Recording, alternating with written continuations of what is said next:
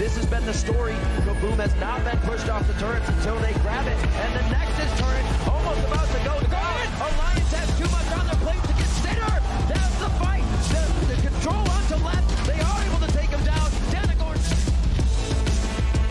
Oh my God! Alliance down.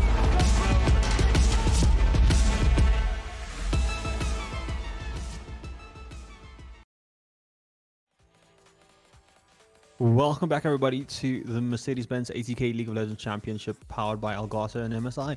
Thank you for joining us here on a lovely Sunday. This is the last game of group stages in week number 9. We are here ready for some action. This is B5 versus Instinct, and it's going to be an insane one, Sheepy. These teams are both 9-0, 9-0 in their group. I mean, I think we're expecting great things. I think we've all kind of been looking forward to this game. Yeah, it's a really exciting one. A lot of people talking about it even on Thursday when we were streaming then, and yeah, keen to see how this is gonna go. Right, before we even jump into the Champs League, straight off the back, Costas Curse, are we going B5 or are we going Instinct? Let's get the bias out at the start. What are we thinking? We know where this man's bias is, but for me, it's a tough one. I kind of want to say I feel like B5 have maybe more experience as a team together, but I feel like Instinct has an opportunity to slay some giants today, and I think I'm gonna give it to Instinct here. And okay. Yeah, I definitely think B5 is the team to beat. So Instinct being the underdogs in the sense that Instinct's a lot newer of a team. A lot of the players very familiar in the scene. A couple of new faces, new international in the top lane. As for the B5 roster, previous royalty roster with the exception of not being added and Miggy being brought back through. So this is a team that the scene has seen for many a year. So definitely B5 the team to beat. Can Instinct do that? We'll have to see. As for the finishing or the top 3 spots, in my opinion, definitely B5, Instinct, and ATK. So this is kind of the game to determine where exactly we're going to be sitting in that top 3. Obviously, everything is subject to change. Teams improve, teams get worse, but so far, looking at the pick and ban phase, we do have the Wukong locked in for, I believe, Mr. Knot. and again, this was kind of predicted in Thursday's cast and chat. There were some jokes about Wukong coming up and things like that, so it's super cool to see that being picked up super early on, as we do have the Ivan Hava. Is that actually gonna be locked in? Okay, there was also a joke about Ivan Rengar. There was a joke about Ivan Rengar and someone else. Who else is good with bushes? I can't remember. Yeah, so I mean, living up to the memes here. The Wukong is something that it's always been a joke when Not plays, because Wukong is one of Not's go-to one tricks, or at least it used to be. So there's always the thing of, do you ban Wukong against Not, or is it too much of a meme pick? Does he still play it, kind of thing? In this case, it seems like they're going to be prioritizing it with that first pick.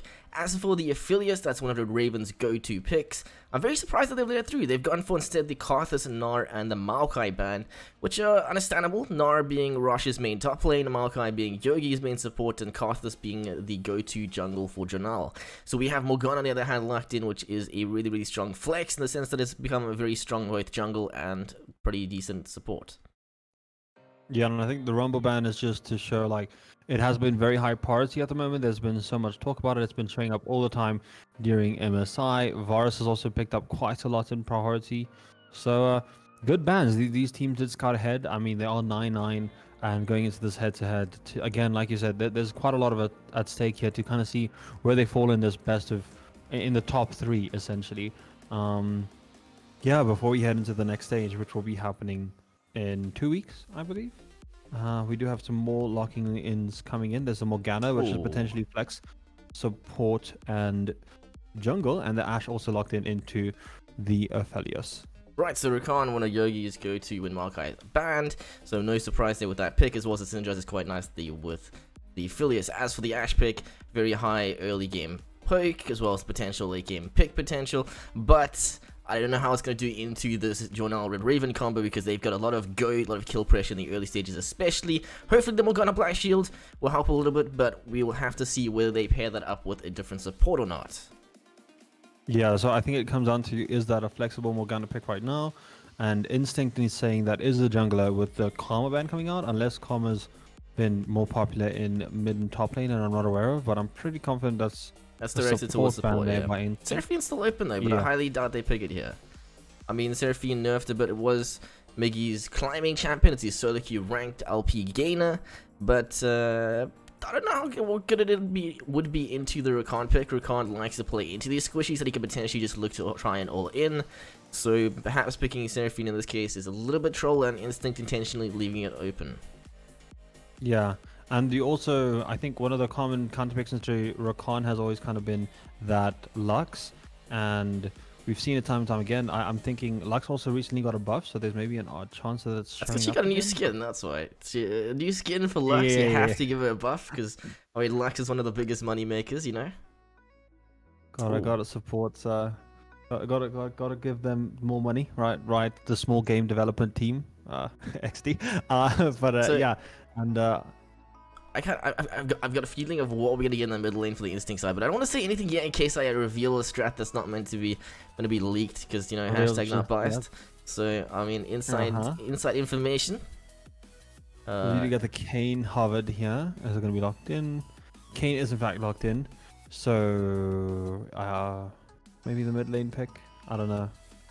I don't know where Kayn's gonna go if Ivan's here. Is that Ivan top and Kayn? I don't know what I should say at this point. Let's see what happens with the rest of the draft before we do reveal any more information. But Ornn, on the other hand, locked in for top lane. Ornn is Jetla's comfort pick. He's on that one, he's on the tank, he does a lot of work with it, and it's generally what B5 put him on when they need that beefy top option. And in this case, Urgot, however, banned away. So we do have one more lock in from each side. Instinct now looking at potentially roll out their top lane matchup. So Leona, that's kind of a spicy note. It's Seraphine. Okay, take it back. Leona? We get the lock in. I like it. We're getting baited, and finally we did get that Leona lock in.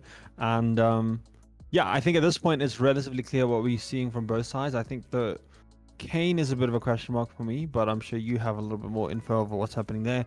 But what I can say from the get-go is we do have B5 playing a very much run at you, engage, 5v5 wombo combo is the name of the game, whereas Instinct on this Ivan, Rakan, two very supportive champions, kind of want to support and work around Red Raven as their carry. And yeah, I just feel like the Kayn is a bit of an odd one for me. I'm trying to figure out where. Right, so basically, if you don't know Salt at this point in ACL, he is a off-meta player. He does not like to play the meta, and that is why he is playing mid lane Kayn. So, I mean, we've seen his Illaoi in the past. We've seen a couple of other spicy picks in this case. So we've locked in. His Illaoi was amazing. Lane Kayn. And, I mean, honestly, I'm kind of surprised with the Leona pick by Miggy. So they've gone for a very aggressive bot lane as well. Perhaps play for that bot-oriented gameplay. Garth with the bot lane sits. I feel like top lane is definitely going to be a bit of an island for the B5 roster at least. Perhaps Instinct playing for more of a top lane focus, but at the same time, they can't play for bottom. But they have Jonal's Ivan, so, I mean, top lane, Sylas is one of the few matchups that can actually dumpster the Ornn pretty hard in lane, as well as Rosh being one of the stronger players on the team in terms of ranks, as well as ping and international. Perhaps top lane is the go-to for Instinct, but at the same time, I don't really think the Ivan-Sylas synergy towards late game is too strong, so perhaps putting the resource into Aphelios would be a bit better. Yeah, it would be a wiser decision to make. Yeah, and I'm looking at the ultimates that I can see coming out here. There's a lot of great ultimates for Sylas to pick up, so it's a great pick. I think the saying is always with Sylas is it's one of the best B5 picks, because you have so many. At that point, you can kind of see like, hey, okay, what's going on? What does this comp look like? What do they want to do? And if you can grab a Leon ulti, there's a lot of CC you can provide and do. An Ashe ulti can be very valuable. Wukong is so strong. Morgana ulti is super useful. Ornn ulti as well. Like, it's just 5 ultis that are very, very effective, and you'd love to pick any one of them. So I think for me the biggest thing that's weird is maybe the Ivan. I'm not too used to seeing it, but he might have been buffed in the ensuing jungle changes that we saw in this patch. Yeah, I definitely think this game's going to come down to jungle difference. So Jonal is actually a top laner who's recently switched to jungle. Garth, on the other hand, is a ex-mid lane who became a jungle many seasons back. So, I mean, Garth's definitely the more experienced, the veteran of the jungle in this case. So, can Garth give Jonal a bit of a gap? or is Jonel going to be able to keep up? I definitely think that's what's going to determine the outcome of this first game for B5 versus Instinct. As for the B5 roster, I mean, we're looking at a very easy to play teamfight comp. They've got lots of Wombo, they've got a lot of CC, a lot of damage with that Wukong pick, which is kind of like, I mean, immediately given away by the fact that they've drafted this Wukong in the first rotation. They're going to look to try and stack as much CC on that as possible, and it's just an easy playstyle to play. So, I mean, in theory, B5 can quite easily win this if they can just play towards that strong teamfight towards the mid game.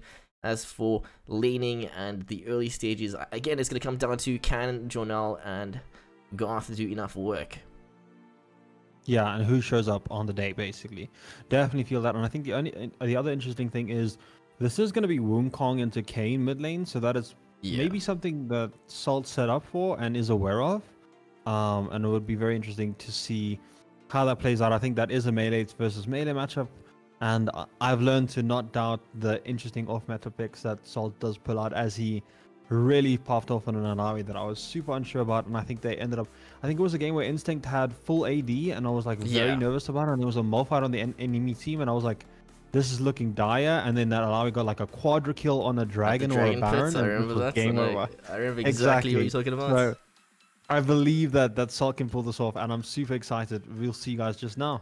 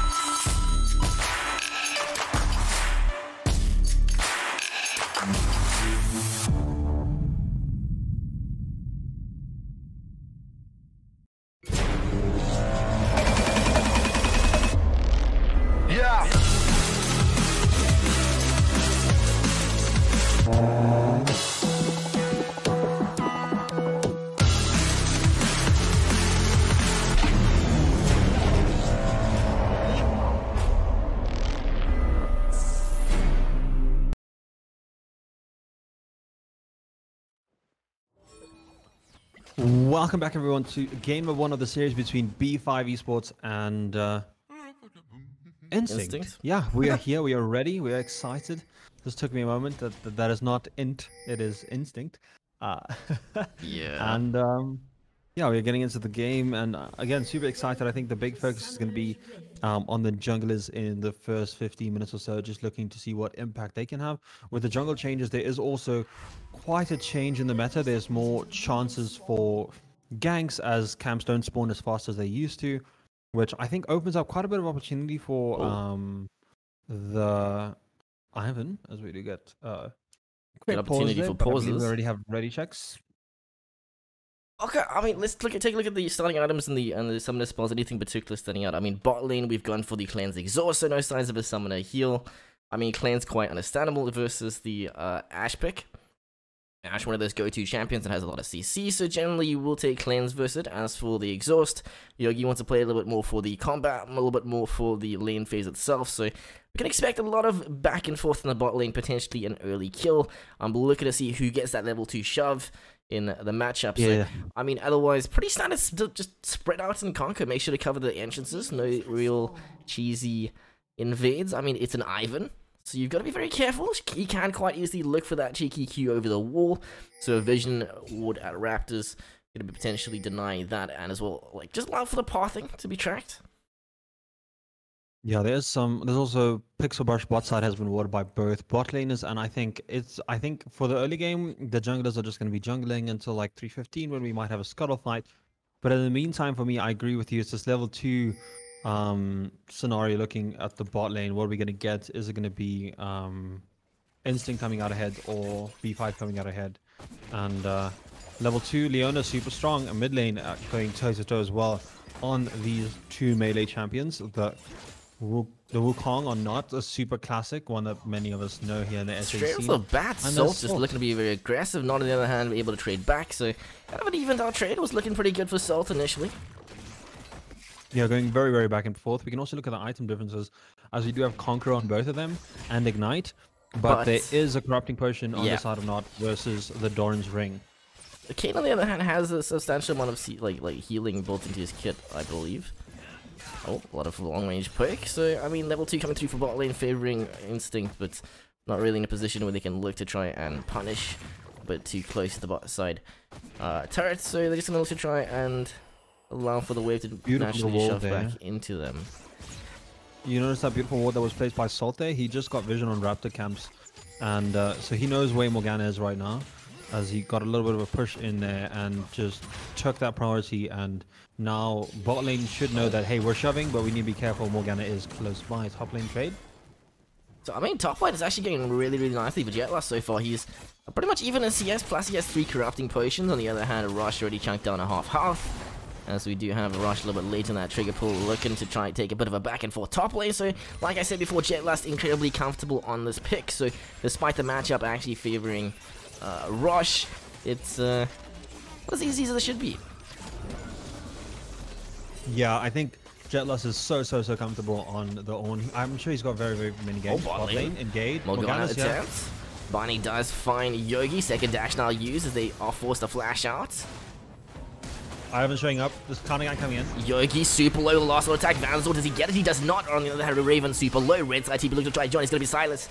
Red Raven goes down for the first blood, but Vanzor on the other hand looking to try trade as Yogi the double onto Vanzor, but they're leaving the Ashe for the pickup as Jungle Journal able to find himself the first kill for Instinct. Rush on the other hand finds second, so that's going to be a 2-for-2 trade, but a big investment because they've burned Teleport now, so Jetlass having that TP advantage. Yeah, and that is 4 minutes in, just 2 kills showing up there. Both these teams are saying, we are showing up for this fight, as you can see in this. Alright, that was the highlight clip from yesterday, or the other day's cast, apparently. Memes. No worries. You know, production. We have our moments, and yeah. But I think the odd thing for me here is this is just Instinct plain up disrespecting there. I mentioned that Kayn had vision on Raptors, so they saw Morgana head to red, and they knew that she was bot side, and it was a simple matter for me of like overstaying, and you can see it in the replay now that is reflecting more correctly. Yeah. Just that. But I feel like it's not a win. It's a pretty hard lose if you are Instinct. Yep. Because you knew that was coming. It's a pretty big mistake to make. I mean, it's a fives game, so knowing where the enemy jungler is incredibly important. So, I mean, realistically, Morgana should not be able to get that gank off because you know she started top side, so she will be pathing it to bottom. So to have the wave of that position at around that time is a little bit greedy, and as a result, they end up losing that TP. So despite the fact that the kills went even, 2 kills on an Ashe this early makes laning phase so much more difficult. And we do have a pause coming out here as the Aphelios is having a tad bit of lag. He's going to see if he can sort that out. And yeah, in the meantime, I think we can just talk a little bit about the first 5 minutes of this game. Raven's net not the greatest, so if he's got lag, that's not good. It is what it is there.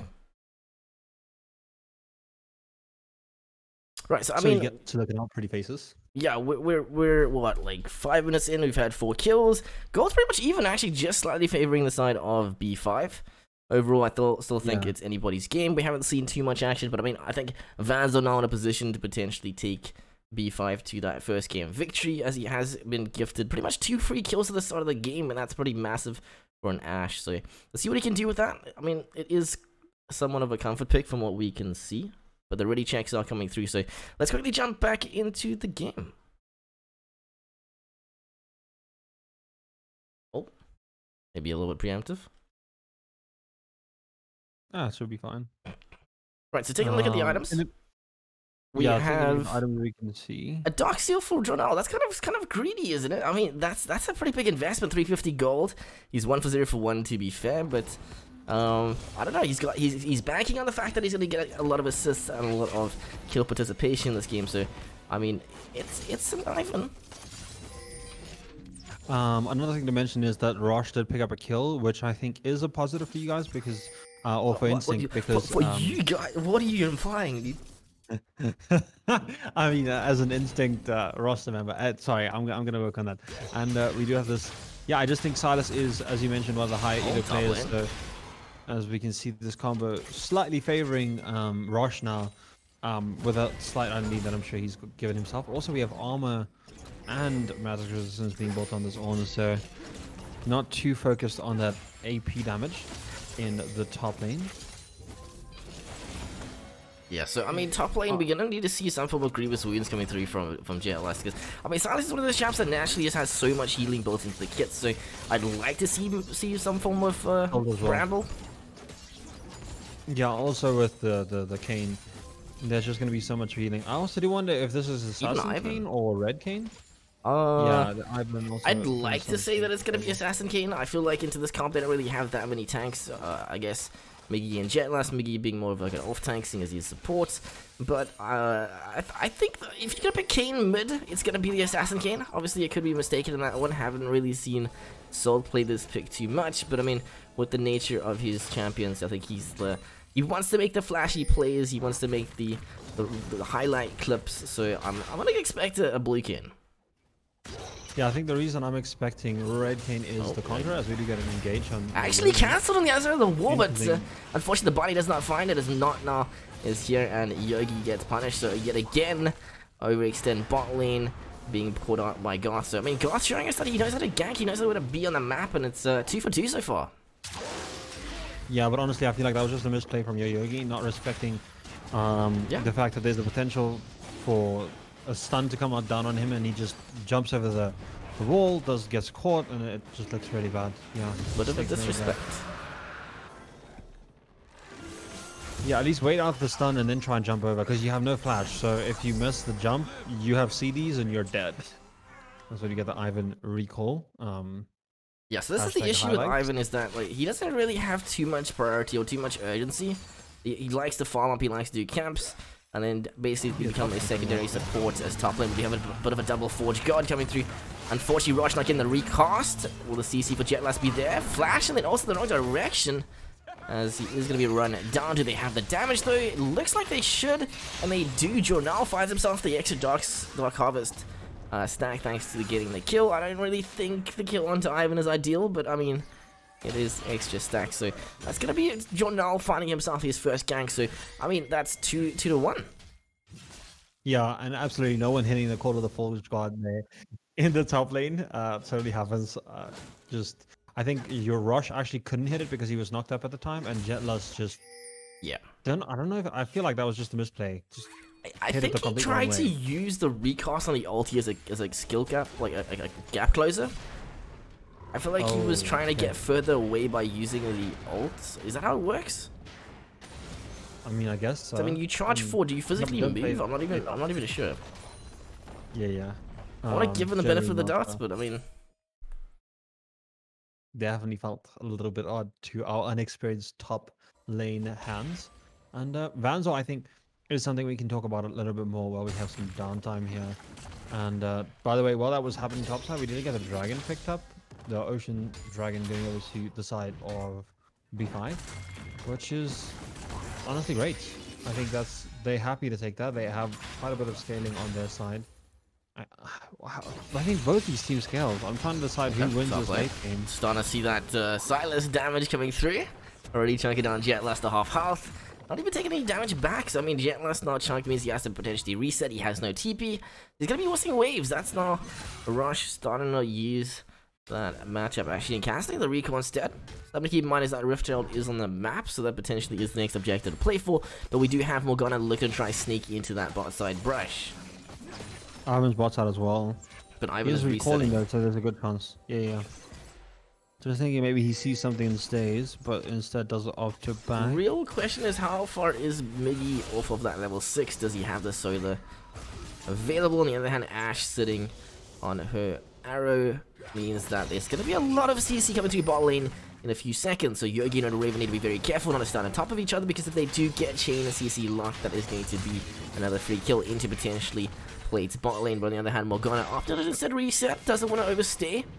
And top lane, a bit of a 1v1 assault with the Rev up towards the top side, so Jetlast in trouble. That's going to be Salt finding himself kill number 1, and he's on the table as Red Raven does the Red Raven affiliate special, but he misses the point blank ultimate. So now Ivan on the other hand. Yeah, he actually went back to base, picked up Moonstone Renewers, so this is a pretty big spike for him. Yeah, as well as with that Dark Steel Anthem boot. Got it in the hand. Hijack.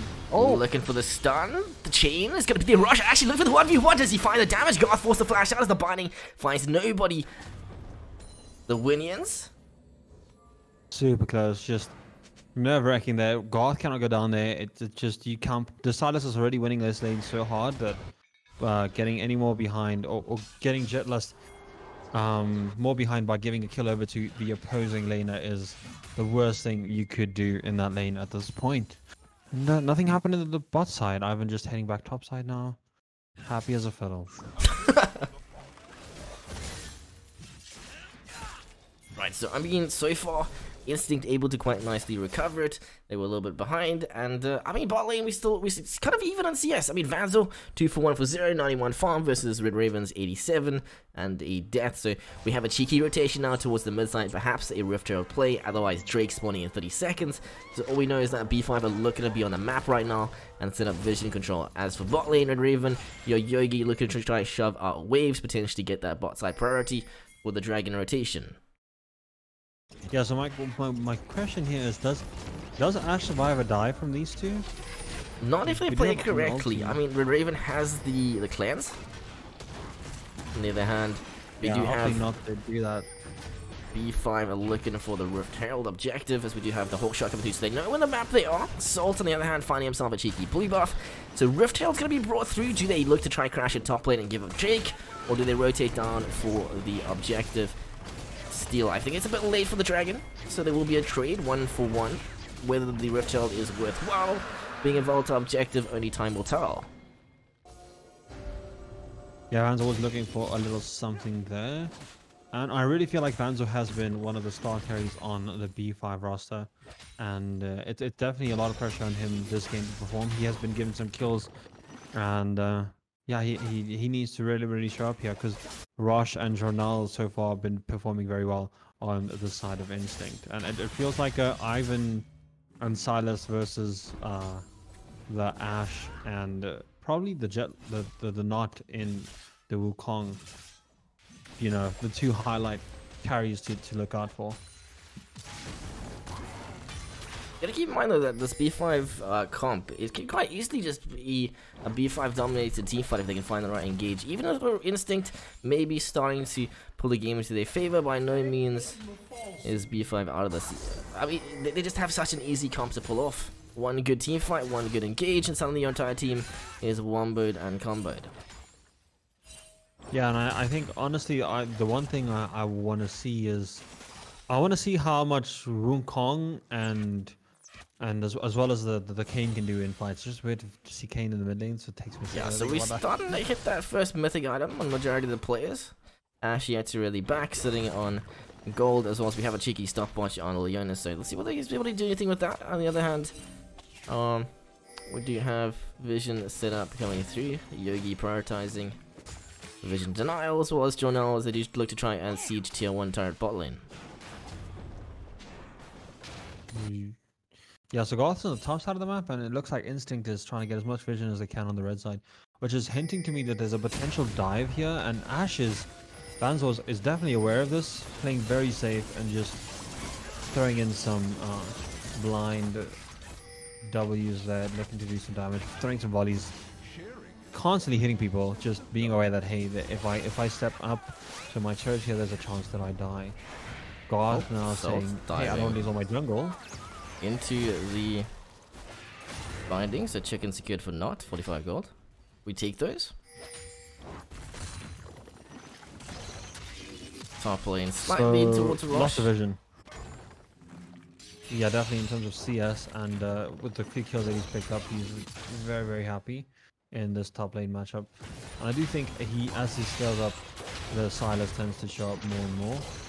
So much damage, and we still don't see that Grievous Runes we spoke about on this own. Just, is he going like a defensive? This is a fort item, right?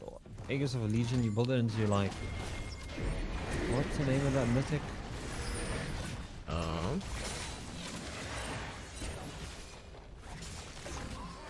I want to say that one that gives shields. Locket? Yeah, isn't that a locket component? Not entirely sure what the own go-to build is right now, but it looks like the chance CC is going to be there, but just able to get a little bit of movement as mid laner Raven. He has the dueling gun, so he may actually just be able to take this fight. The 1v1, looking to try to bring damage, is not as chunked out, or not just able to survive with the final auto. That is a little bit too close for comfort. I mean, Raven had the flash, he just did not use it. Yeah, that was so close. Maybe Raven just believing in the damage, but I think flashing to get some distance would have been great. I mean, that's almost a Raven special, where you overextend mid lane, get caught off and die. But in this case, it's going to be a 1v1 at the tier 1 turret. I mean, honestly, that's kind of like a game-changing 1v1 to an extent, because that allows for a bit of a gold lead towards Not now, as he's able to find himself that first kill. Yeah, and that's not a discrepancy. Like, I feel like there's a lot of priorities on both these mid laners. I feel like both of them want to do very similar things. Kayn and Wukong both kind of disruptors in team fights. They want to get in there, do a lot of damage, and hopefully take down a carry. And you definitely don't want to give any of those any gold, because it just means your carry drops so much easier. Alright, so top lane back to normal. We've got the Everfrost now completed, which means that Rush has a little bit of extra CC built into his kit, so gotta watch out for that in the top lane, as we are yet to really see that first mythic for Jet. As for the next objective, Drake spawning in 30 seconds, it's going to be Mountain. Top lane TP favoring B5, so they do have that advantage if Jetlass can get far enough to actually be able to use the full channel on that TP, because I mean, it's quite easy to cancel with the Sylas, assuming you're positioning to do so. Yeah, interestingly, we do have the Bramble Vest coming out on the Wukong before it actually comes up on the Ornn. Yeah, top lane slowly falling ahead, as we do have this dragon spawn, and B5 want to fight this, but here's the red side TP. Oh, sorry, the blue side TP on. Looking to join the fight as we do have the engage. Unfortunately, nobody really found that Solar in the back line, not trying to do as much pressure as he can. And Raven is taken out. That's going to be B5 not finding the first kill, as Jornal is the next one dead. 2 kills favoring the side of B5 as Wu goes to the double. Yogi just able to survive a little bit longer as Dragon not dropped yet. Rush on the other hand, Garth right down. So that's going to be actually 3 members dead from the side of B5 as the fight does continue. This fight is sweaty, it is sloppy, and it's going either direction for the triple. It's going to be Sylas top lane, a Rush getting a fat hand out of cash. I mean, that is a very back and forth fight. That's all I can really say. I mean, I did not know which direction that was going. Yeah, me neither. And then right at the end of that, we saw Raj pick up a kill on Morgana, and then followed it right onto Vanzo, and then it just absolutely changes at that point. You can kind of see it at the bottom of the screen, and yeah, I think the Sylas just not being shut down, being low but getting enough healing. There's not enough anti-heal that he just lives so long and gets the triple, even though Red Raven fell so early in that fight. And I think just the itemization that we can see speaks a lot about what's expected in this game. We do have that Immortal Shieldbow coming out by Red Raven. He's aware that he's going to be camped. 1 HP Dragonsteel, my god! It just says, I'm going to spoil here. I don't know what I was watching. It felt like they were kind of just not hitting it for a while. So, I don't know about that one, but all I can say is that 404 top lane not found. Sylas currently sitting on a lot of gold, looking to try and walk towards that Azonius as Red Raven yet again kind of overextended between enemy lines. And Garthi in the hand, so able to sidestep the initial, gets the cheeky root, but Raven should be CC'd, as we do have the Jornal movement a little bit late. Raven, what are you doing? Yeah, the Raven is... I think after he's just had so many deaths, and he's just not having... He's not happy. He is really not happy. Yogi's gonna be fuming at this point. That's all I'm gonna say. Yeah, Yogi's like, I'm really good, guys, but I just can't showcase it with Red Raven. Did they get the rift? Oh, rift just expired. What is this What game? is attack? What is game? Dragon stolen in 1 health. Raven caught out 1 in like HP, pretty much. yeah, Raven caught out twice. Rift held expiring with like 300 health left. Wow, and these are the 2 top teams. I feel like there is definitely some nerves here, and This is peak South can African League of feel it. Legends. That's all I'm gonna say. we even got the 4 as a Shibi. We have peaked, boys. It's only down from here. Yeah, and I mean the vision is definitely showing a story of what the next focus is, and that is going to be the Baron. As you can see, lots of red wards there. Meanwhile, top lane, top mid is the focus now. The quickness. Knockup's gonna be killing there who? first. Spin that comes through. So Yogi able to find the shutdown onto Not. That's gonna be mid lane now, down for that 3 for 2 as Yogi just not able to walk out of this one, unfortunately, but they're able to survive or keep Rush alive rather. So it's not too bad of a trade. Support for mid lane.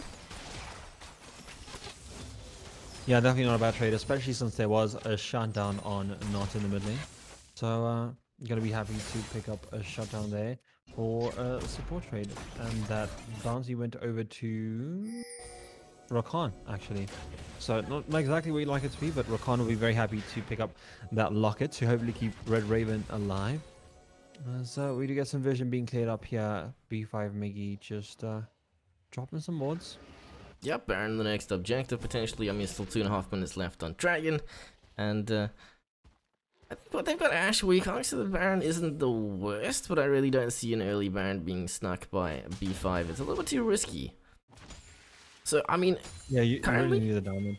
currently B5 jungle, top side of the map, and mid lane looking really, really strong. It's just allowing for that bot lane to come a little bit more online. And making sure not to give those shutdowns over to potentially the players that are looking to try and carry this game. In this case, I mean, so far we've seen B5 not just basically playing every team fight with the intention of basically allowing or not allowing the Raven to really do anything. He's jumping straight in the backline, he's looking to create as much pressure as he can, and that's exactly what you want out of your mid lane Wukong. So it's going to come down to can Raven position where he is able to get as much DPS out as possible, while perhaps Yogi helps to try peel, because he is playing Rakan. Rakan very, very good at keeping your AD carry safe if he decides to do so, otherwise leave for that cheeky engage. So, I mean, can B5 find the team fight they want? Can Instinct play the fight according to their win condition? Yeah, and the other thing that's really interesting is you kind of, as like B5, you need to think about how badly you want to focus this Aphelios right now, who is on 1 item versus the Silas who's on 2 items. Oh no, Salt, what are you doing? Quickness. Forge God does get him through. Vansel very low in the backline, forced out. It does end up going down. Salt finds the kill. Does not care if he is 1v5. He will go, he will engage, he will find kills. As we do have nobody dropping yet. Actually, the damage is there, but everybody just so tanky.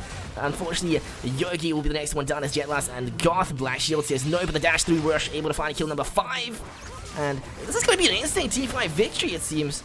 With that, I mean, it was a legitimate 1v5 engage from Salt, but he does not care. You can have your grievous wounds. I will not die, for I am Kayn mid, and I am here to stay. Yeah, beautifully played. Oh my word. I thought that was just absolutely beautiful. A little bit risky there by Salt, but paying off in the end as we get another 4-4 on the Kayn there, who has also got quite a lot of shotgun gold on both the Silas and the Kayn. And I feel like Red Raven is the bait in this game. He is not the carry. It may look like it during Champs League, but definitely. You know? So Dragon, 3 seconds left till spawn. It's gonna be the mountain. Instinct really not actually resetting, not able to just yet. Some of the members of Death getting cash out, but I mean, honestly, it's gonna come down to the team fight more than the Dragon itself. I highly doubt we see B5 ready to look into contest. It is currently 2 Drakes to 1, thanks to that cheeky steal from Garth before with the pull, so maybe we have an attempt at a over the wall volley. Nope, Dragon secured, red team. Not gonna pick it up this time. And yeah, that does calm things down a little bit. And it's pretty much down to Baron right now, which I think both teams' focus will be with that 5-minute timer on that next Dragon. Definitely feel like for a game this close, no one is touching towers. It's just everything else, but not towers.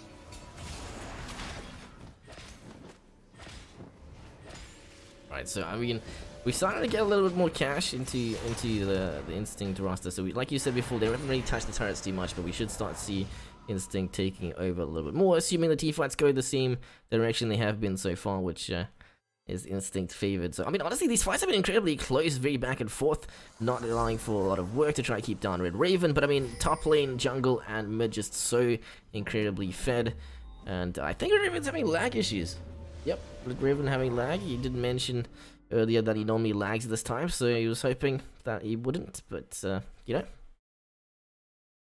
totally happens. And yeah, I mean, I think currently at the game state that we have right now, he's anyway not the happiest person. I think he's being focused so hard. There's quite a dive comp by B5 that is just looking to kill him every single time. Okay, so we do have unfortunate technical pause. Hopefully it does not run too long, because I mean, everyone's got load shedding. Not everybody, but a lot of people have load shedding at 10 o'clock. Hence why we started the series a bit earlier than actually scheduled.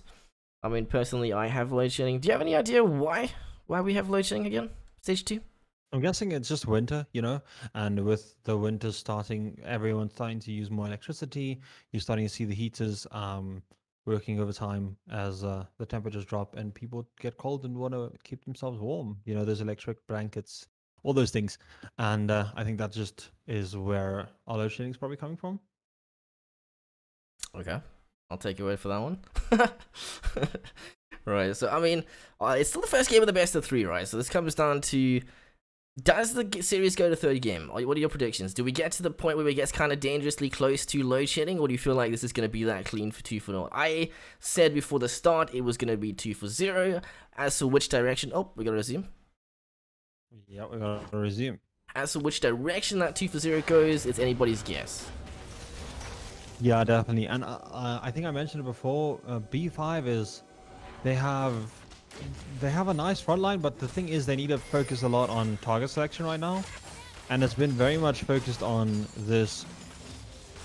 shutting down the Aphelios on Red Raven. But killing Red Raven isn't, he does not have any kills, any gold. You need to be considering focusing. I think focusing Kayn is never a good idea because of how much healing he has, but definitely consider focusing on that Sylas and just to take him out, because Sylas has been taking Garth out of every single fight, and Garth is one of the big damage dealers on the side of B5, and just not having him feels real bad. What I find kind of interesting is that Nuts opted to go for the, is it Serpent's Fang, the anti-shield item, which kind of does make sense to an extent. You really don't see that item being picked up too much. It's not the most efficient, but it does well against, I mean, Red Raven's gone for the shield mythic, as well as they've got Yogi's shield, we've got the Ivan shield, so perhaps it is a pretty good pick up in this case. Yeah, Locket as well. And Bloodthirsty even as well. Like, this Aphelios does not want to die, but he's banking on shields that are just going to be elite. Very nice flash from Jordala. Yogi ends up taking the point blank ultimate instead as the quickness does come through. Looking for the back line, finds the CC onto AD carry Vanzor. Forced to disengage flashes. He does receive the black shield into the recast on the Forge Guard, the 2-man knocker. But I don't think Garth's going to walk out of this one as Soul finds himself that initial chain CC. The Zhonya's, he goes golden as Aphelios looks to try to do damage to the back line. Soul finds the first one. It's going to be jungle now down. That's going to be recontaminated back over. 1-for-1. Support dead for the side of Instinct. It's a double kill that comes through. Kayn is just so tanky. He's so strong as not in the back line. Looking to create as much work as he can, but the double kill is going to be there, so B5 not out of this fight by any means. Instinct, Rush, looking for the turret dive, Miggy's the focus, B5, Miggy. Zhonya's for the aggro drop, his Salt does end up surviving. Yeah. Okay, so Instinct takes the triple and the Team 5 victory. It was back and forth, and Salt and Rush just coming out on top. Wow, so close. Oh, and again, like I mentioned, target selection is so important, and you notice the two people with the biggest shutdowns are untouched. We're focusing the Aphelios, who has 2 items, and you're leaving like the 3 item carries with all the gold right now alive on the side of Instinct. It's a rough one. Like, I don't even know if you have the damage to be able to kill them. These two have so much healing, and there is a lot of grievous wounds now actually coming in after we did mention it.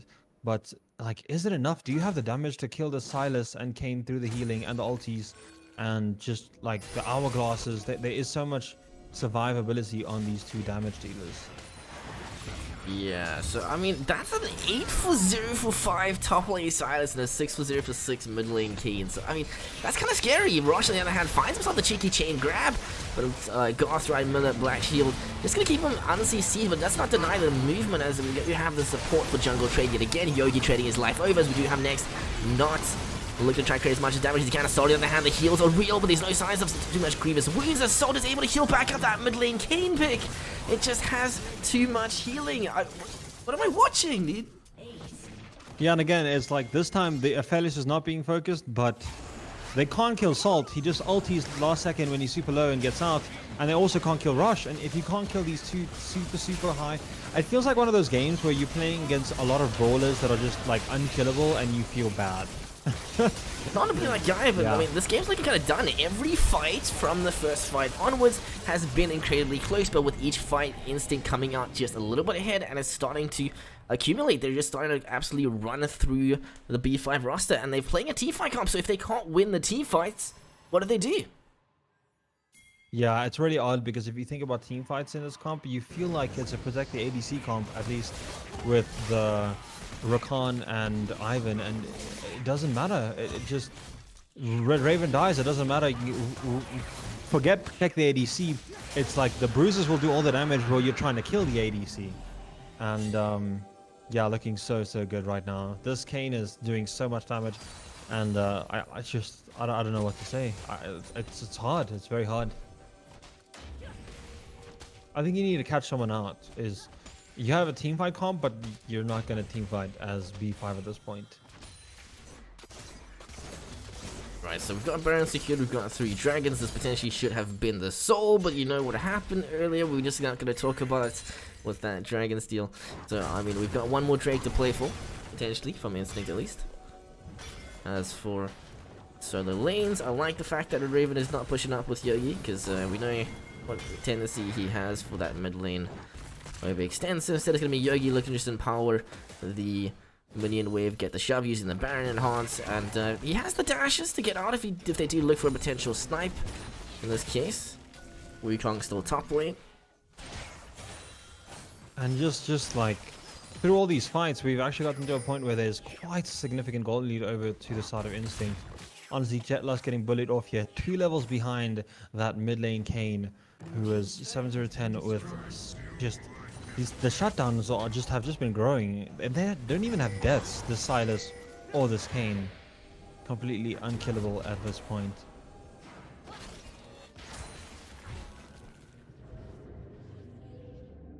Okay, so if we just take a second, we can see the objective timers. I don't even think I'm going to have a second, as we do have this mid tower. Oh, Ashe ultimate hijacked.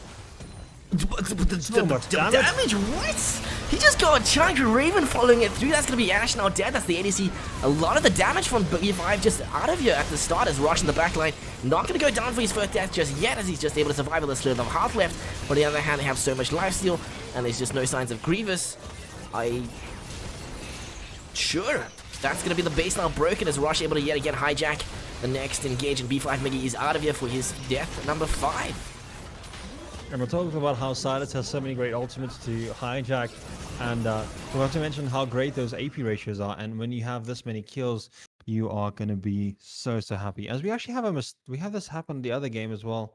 Where we get a freeze just as the game's being closed. Yeah, well, the Nexus is done. It doesn't finish the replay, unfortunately.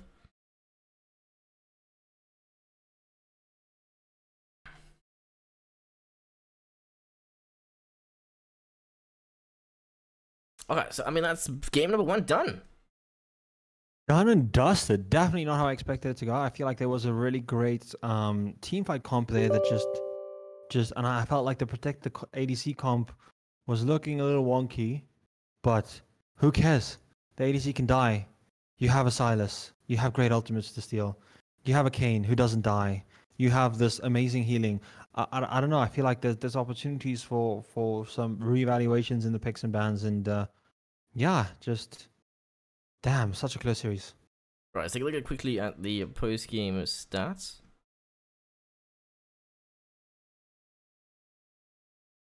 Okay, so I mean, 13 for 0 for 9, 7 for 0 for 14.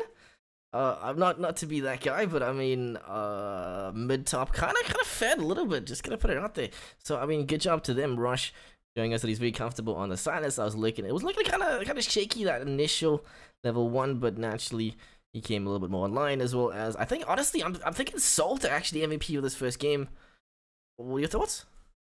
Yeah, I agree. I think it's definitely either the Kayn or the Sylas, but I think Salt played really, really well. And like that 1v4 engage, that was, I feel like, the turning point for Instinct, where it just turned right there. It was a 1v4 and we were like super nervous. We thought Kayn was gonna die, and he came out of it. And after that, I think they ended up getting 1 or 2 kills in their favor, and it just kept snowballing and snowballing, and just got out of control. Okay, so I mean, that's first game of the best of 3 done, right? Do you feel like this was a bit of a draft gap in the sense that Instinct perhaps coming a little bit more prepared, or do you feel like this is just first game jitters? We're gonna have a little bit of a better second game coming through from B5. I mean, they got a pretty big lead at the start. They were looking good. Jungle was doing a lot of work. Garth was on the map. He was making successful ganks, but it just kind of went downhill from that second team fight. Yeah, I think it's so close. Like, it's really too soon to say. I definitely think there was quite a bit of nerves. We saw a lot of weird plays here and there, just some things we don't normally like to see. The Rakan, like, getting a little bit too cocky in the bush while clearing a pink. Yeah. And yeah, just mistakes here and there from both sides. I think the Aphelios not flashing off of that 1v1 that Not had. Things like that, just small little things, but definitely, I think the nerves are going to calm down and we're going to see an even better game 2. I definitely think there was quite a big comp diff.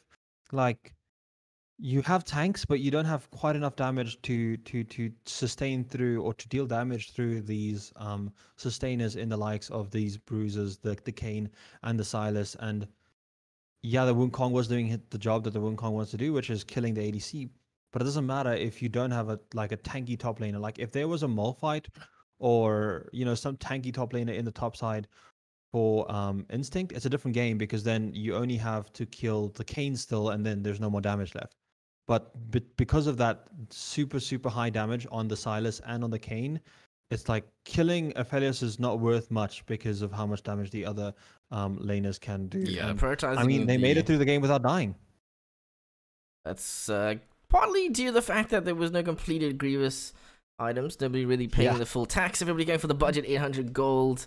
Denial, 40% reduction. So, I mean, we just saw how much healing was available for that mid lane Kayn. So, I'll be kind of surprised if we do have Kayn picked up in the second game, either banned or perhaps just not like drafted or into the comp. But nonetheless, I mean, only time will tell. So let's go for a quick interval before we do jump into potentially the second game of the best of 3. So we'll see you guys soon.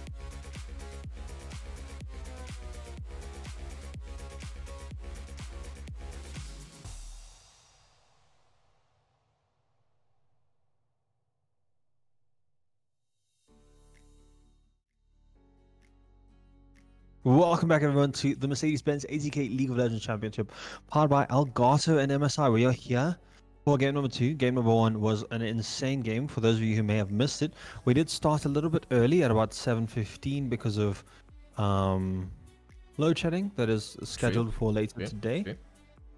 So I just want to avoid the potential of that happening. And yeah, we have B5 versus Instinct. This is game number 2. For those of you who missed game number 1, we had Instinct take the game. We just need to swap. Oh, why do you do that? Yes, we have Instinct on the left hand side right now, and Rosh and Salt popped off very hard on that Kane and Silas respectively. Just played a beautiful game, and yeah, Red Raven playing on the Aphelios was 0-5, just eventually became 2-5 and did pick up some kills, but really I think the star carries there was Salt and Rosh. Okay, so just doing so much damage. We have the Kane band away. So I mean, first two bands are the same as the previous game. B5 looking to try and go for the Maokai for Yogi, the top lane, Rush, Narban, instead now swapping out the third band for Kane. What was the third band? I'm trying to remember what it was. Yeah, so the third ban was Karthus, and they replaced it with Kane, and now Karthus is being picked. That's what's actually happened, yeah. Psych, it's a yoink and twist. You take out our go-to power pick, we hit you with another one, so Instinct locking in the Karthus, the go-to for the jungle. Right, so we have the Tristana picked up, which is one of Vanzel's go-to comfort picks. Tristana, on the other hand, can be played mid lane as well as bot lane. I don't know if not plays mid lane Tristana, I'll be honest, I'm not sure.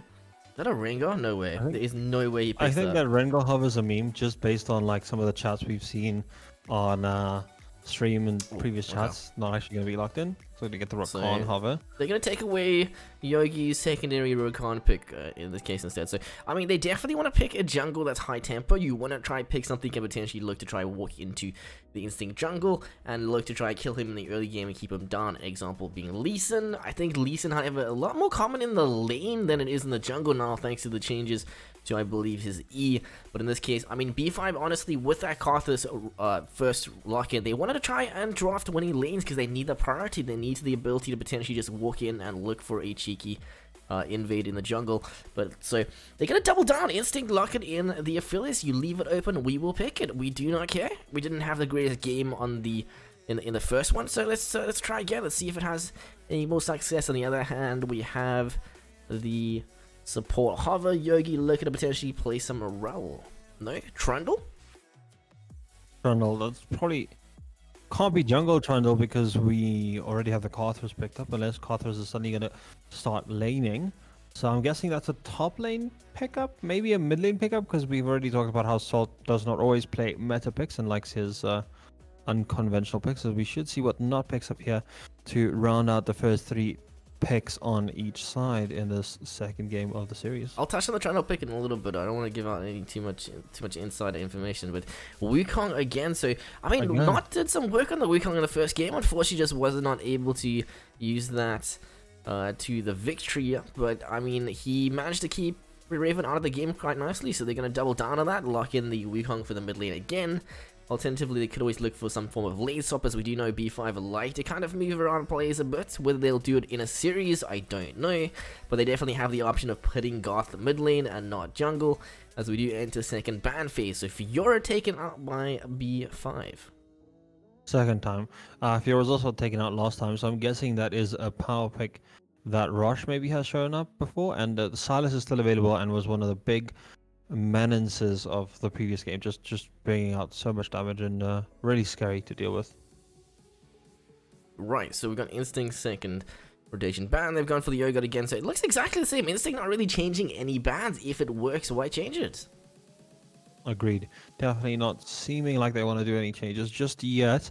I do like the Tristana change on B5 though. I think the Ashe just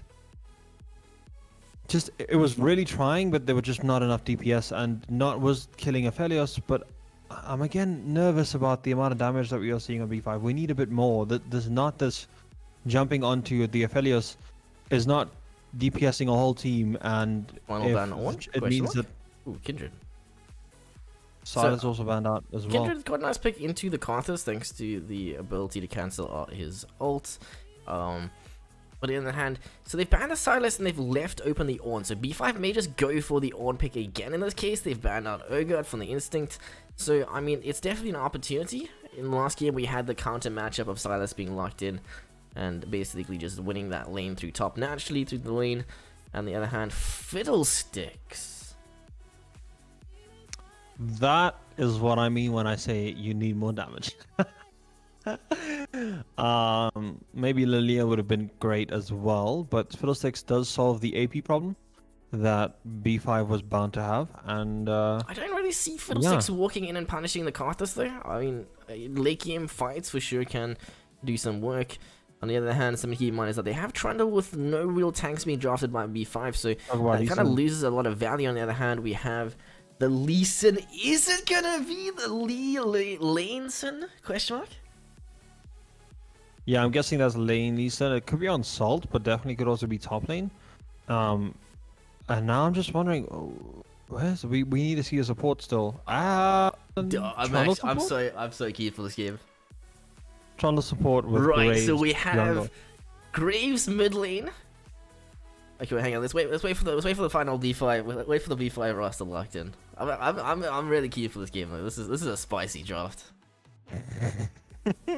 I agree, and Sheepy is smiling ear to ear because he knows something that the rest of us don't. I mean, you guys are memeing. You guys are memeing the Instinct draft, but I kind of like it. This is like this is all intentional. There's nothing that's okay. So we do have the quite telegraphed one pick up coming through from B5. So right, we've got Salt rocking that mid lane. Graves, we've got Lee Sin in the top lane, support Trundle, AD carry Aphelios with Karthus in the jungle. As for the B5 roster, we have Rakan and Tristan on the bot lane, on top lane, Fiddle jungle, and Wukong mid. So the only real pick that surprises me from the B5 roster is that Fiddlesticks pick. I feel like that's kind of interesting. I don't think we've seen too many Fiddlesticks in the SA scene. Pretty easy champs to play on our ping. Not really something I've seen Goth play in the past. I feel like Goth has a little bit of a different playstyle for jungle than the Fiddlesticks, but let's see whether he can do anything with it. The Morgana wasn't bad in the first game, but honestly, I feel like Lee Sin lane is so ridiculously strong right now that I'll be very surprised if Rush doesn't get ahead in this game. Yeah, and I'm not a fan of this Ornn pick. I feel like the Ornn pick it didn't work game one. Why run it again? You saw the Sylas just popping off and absolutely destroying Jetless in the matchup, just getting so ahead with a TP early on where the kills actually went 2-2 and then it just kind of slowly rolled out of control. That snowball just got bigger and bigger, and before we know it, we had an avalanche. And yeah. Okay, so I mean, Lee Sin is a very, I guess, high skill cap in the sense of like you need to snowball or the pig kind of falls off. He has he's got one direction, and that's a hard stomp. Otherwise, you become pretty much just like a kick bot. And I mean, Rush is one of those players who has the skill. He just needs an opportunity to express it. So playing weak side top or putting him on that like tank, putting him on the GP just does not make sense. You want him to play your Fiora, which is banned away in this case. You want him to play the Lee Sin. You want him to play the Sylas, something that he can potentially take over the game with. So I mean, this is Rush basically getting double down on, saying, hey, this is your opportunity. You want to style on these South African kids. Let's put you on a Lee Sin to see what you can do. Jonal is doing what Jonal does best, and that's AFK farm. Don't really gank too much. You come out and be more relevant towards the mid to late game. Yogi locking in the Trundle, kind of a little bit more relevant now, seeing as they did lock in the top lane on without the tank. Perhaps the Trundle a little bit troll, as well as the potential for the pillar to cancel out the Fiddlesticks engage, as well as to break the Rakan or the Tristana jump. But again, that is kind of a tricky mechanic to get off 100% of the time. As for the Aphelios, Red Raven is looking for an opportunity to prove himself again. And Salt, let's just say, I'm keen. We saw Kayn popping off with the previous pick, the previous gains. Salt doing a lot of work with that pick. So I mean, the Graves is Kayn 2.0. I think it has slightly less survivability, if you ask me. You say that? I do believe. It depends which build you go. There's generally two Graves builds that you can play for mid lane. That is lethality like or lifesteal. I figured lethality was going to be one of them. As for which one you go in this case, honestly, I don't think either are too bad. I think lethality would be quite good, seeing as they don't really have any true tanks other than Ornn, but with Trundle doesn't really make him a tank. So I'm kind of thinking it's gonna be a lethality, but we'll have to see. Salt's been playing a lot of Graves, so definitely the lane to watch out for. So, I mean, IMO, top lane and mid lane are the two matchups that I want to pay most attention to. Yeah, and again, bot lane, Vanzo we have been seeing pop off in many of the series before, and just kind of got silenced down there in the bot lane by the power of Rush on that Sylas and Salt on that Kayn. And let's see if that is the storyline of game number 2. Do we take this a quick 2-1, or do we get a 3-1 or 2-1 going in favor of someone and get all 3 games as we head into our game number 2?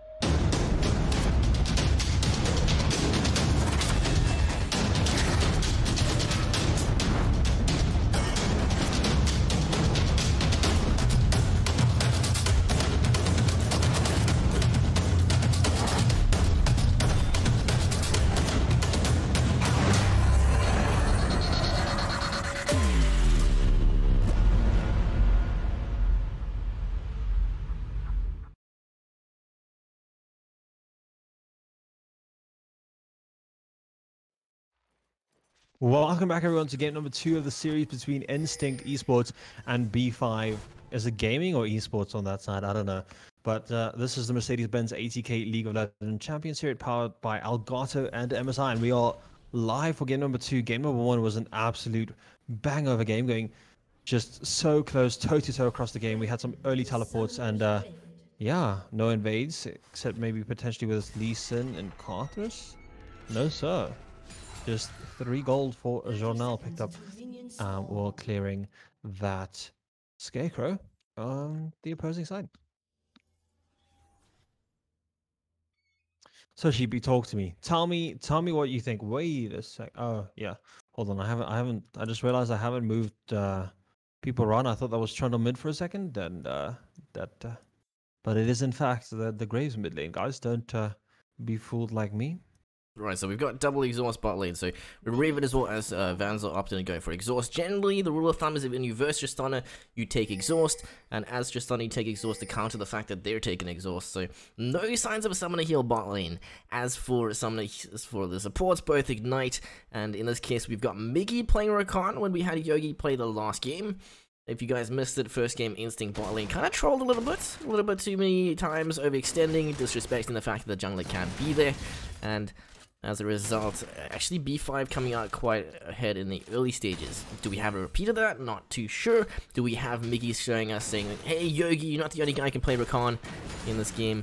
And we have potentially that Miggy carry that we know that he is known for in the B5 roster. So a little bit about the Graves mid lane pick is that basically Sol wants to play with both of the wall. He wants to play as aggressive as possible. He wants to constantly shove you under and he wants priority.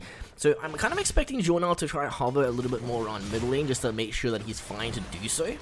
Does not try to tango with the Salt mid lane pick. We'll have to see. And I mean, we've got Salt with teleport as well. It's just kind of surprising, honestly, with how aggressive he wants to play.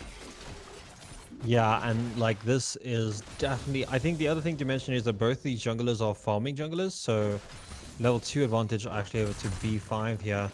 Vanzo and Miggy threatening that level 2 power spike. And your Yogi is slightly behind here, as we do have some top trading happening.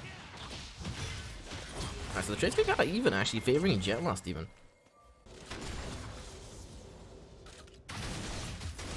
Mid lane. So Salt comes so for the I have Conqueror. heard that. Yep. Yeah, we actually have double Conqueror in the mid lane as well. The Conqueror's kind of telling us that he's going to be going for the lifesteal build, not lethality. IMO. I imagine so.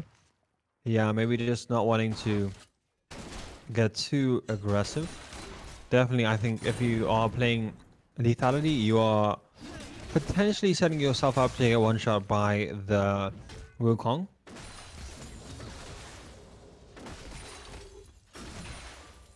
The bot lane, I mean, generally you want to try to get level 2 rush, level 3 rush with Tristana and try to look for some sort of jump. Like bomb combo, look to try all in as she does have pretty strong early in this case. On the other hand, with Raven and Yogi having a lot of priority, having that early shove means that he got the spike earlier. And I mean, I think the reason for the Trundle pick is that Trundle, I believe, got a buff to his pillar in the recent patch that made it a lot stronger. We've seen this play before. You cannot be serious that this works 2 games in a row. With Raven gonna be going down for the first blood. So I mean, sure. I mean, Instinct didn't even have wards down there, and I'm pretty sure if you check the inventory, yeah, we do have a ward available on the Trundle here, and they were relatively pushed in. So surely should have been aware of that. And we do have Karthus actually in response to that picking up a Raptor camp, so he is a happy man.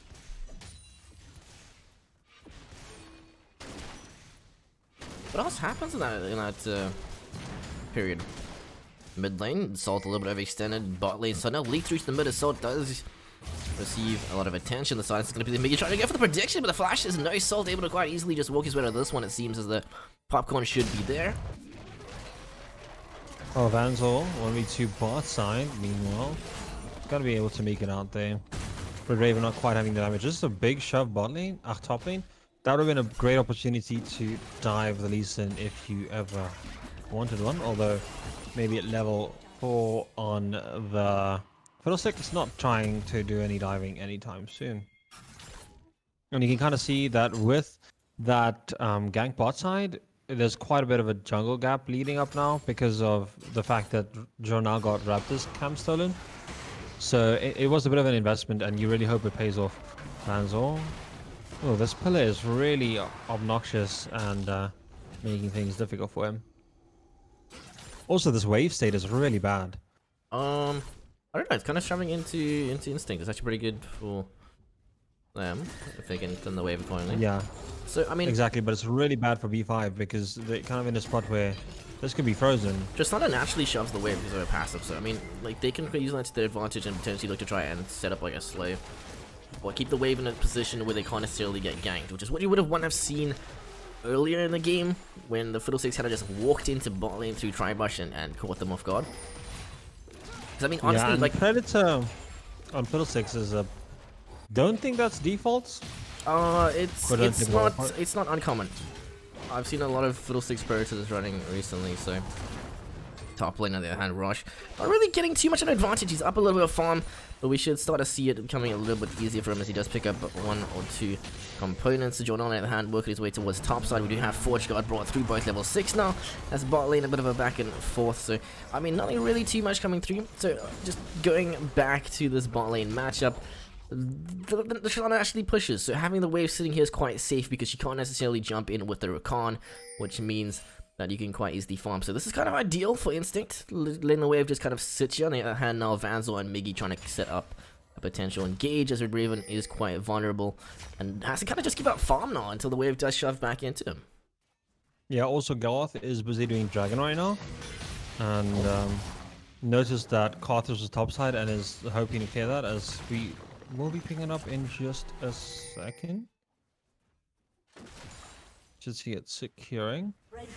There we go, Dragon picked up by Fiddlesticks. But again, we're noticing that Garth is playing. You mentioned this is slightly off of his playstyle, and I agree. He is down CS in a lane where both of these are scaling junglers who want to be farming.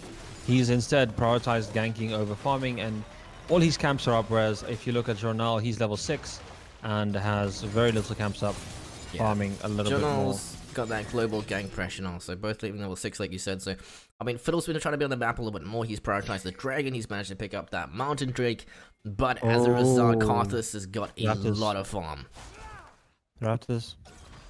There's a Raptor fight happening here. Garth Ryan Miller. Garth I mean, is Jornal's going kind of out. low. He's Level running 5 to 6. the AoE, which drains a lot of mana. So the other thing is that Salt has reset. So it's actually going to be a priority towards B5 in that Raptor trade as Raven and Vans are loaded back and forth. Nothing really coming through from it yet. So bot lane now hitting level 6 for both sides means that we should have a little bit more aggression coming out for potentially B5. They have a lot of go now, seeing as they have that unlocked.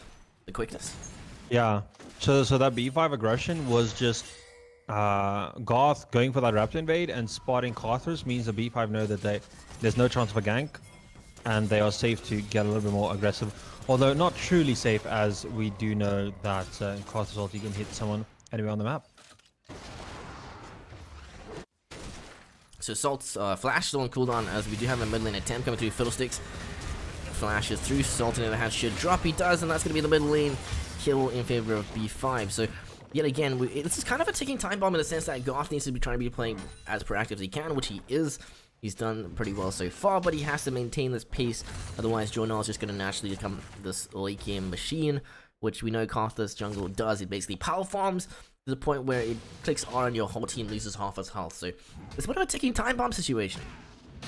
Yeah, and the thing is, there's a Graves on that side as well. So it's like Carthus R and Graves just like shoots and boom, if it's not lethality, it is going to be not quite as much damage when you're playing the sustain, but still more than enough to take down a squishier target on the side of B5. So I'm thinking But so far it's looking pretty good. I'm thinking the Lee Sin pick is just so that you can have that ability to potentially walk into... Oh, here comes the play for the bot lane. Roche going for the backside. TP Jetlass yet to really use teleport himself. And here it comes, the red side.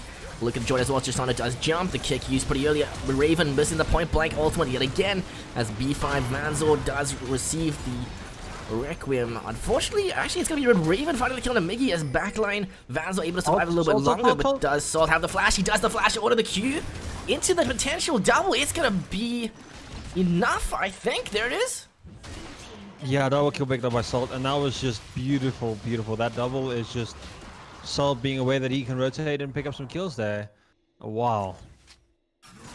Okay, so it's actually Instinct playing proactive, a little bit of an overextend.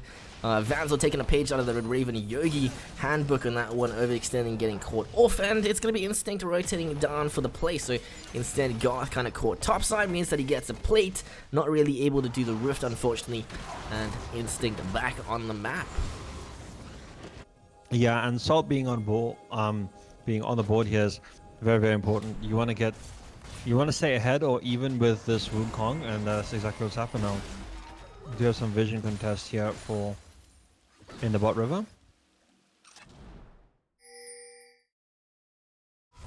Dragon only spawning in a minute though, but you can see both teams are setting up to figure out who is going to secure that first with quite a lot of vision by B5 invested here. Lots of pinks, actually 4 pinks in the bot side and 1 pink in the top side. So maybe the coach being like, guys, 5 more pinks, and following that advice.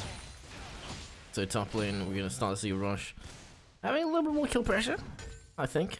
We'll see. The armor stacking coming through. So Jetlass opting to prioritize the grievous wounds for early, which is nice because I mean, naturally built into the Lee Sin kit is a lot of lifesteal thanks to his secondary cast on the W, I believe. Garth on the other hand. Yeah, W has mid lane. Salt no flash. We've seen this play before. And that's a shutdown now because of the double kill that he got in the bot lane.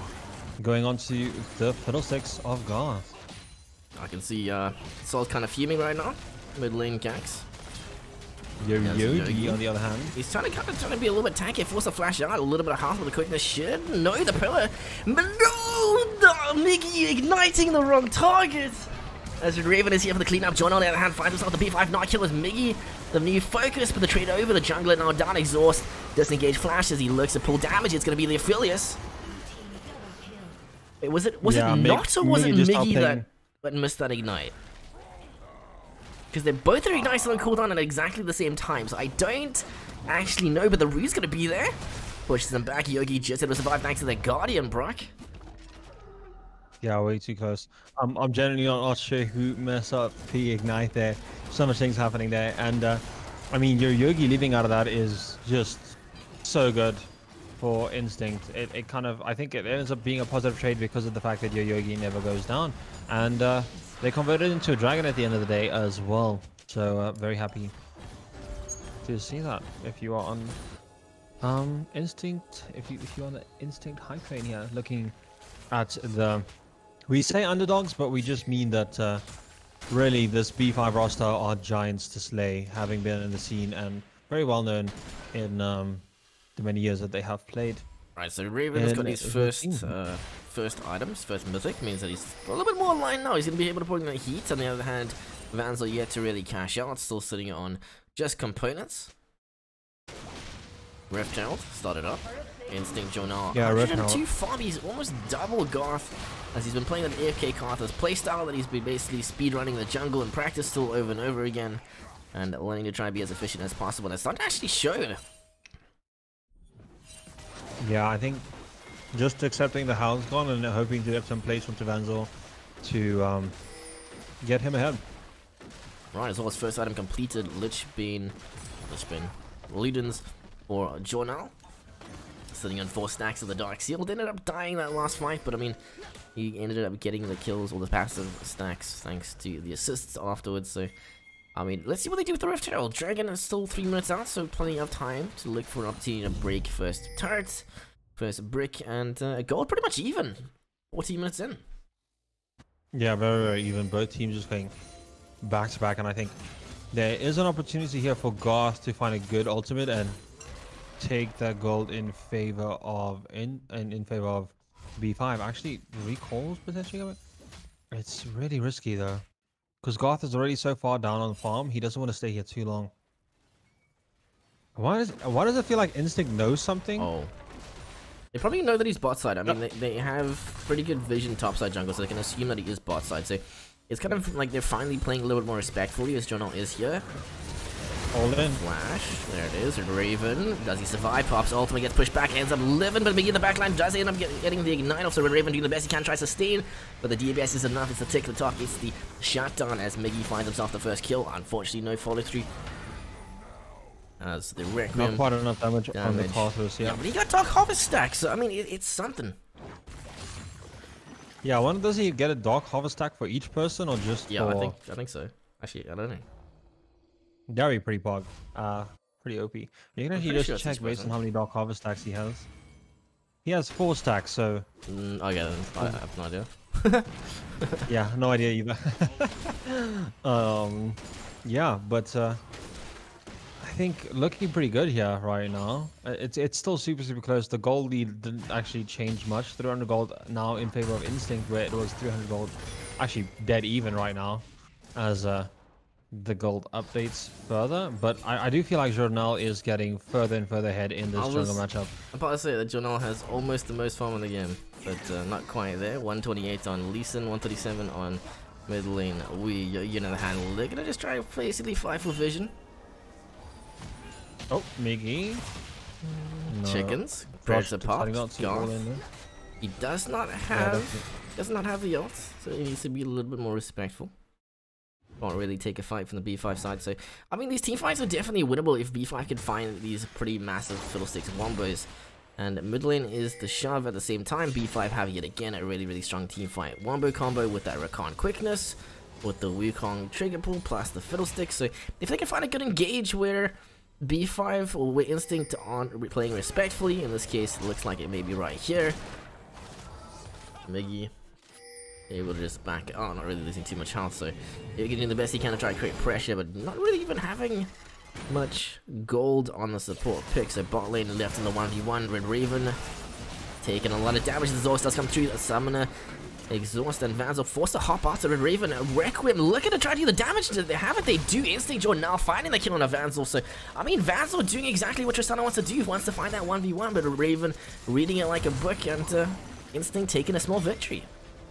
Yeah, I honestly think it's just that was Vanzel not being aware of how much shielding between Mortal Shield Bow and the exhaust that Red Raven used. It's just too much damage nullified there. You can see the Mortal Shield Bow coming out really clutch there. Ganking from afar.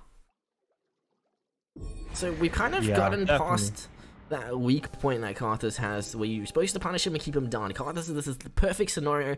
He's basically power farmed for almost 20 minutes now, and he's starting to become a little bit difficult to deal with. Those R clicks can suddenly deal majority of your team's health, like 30% on a player.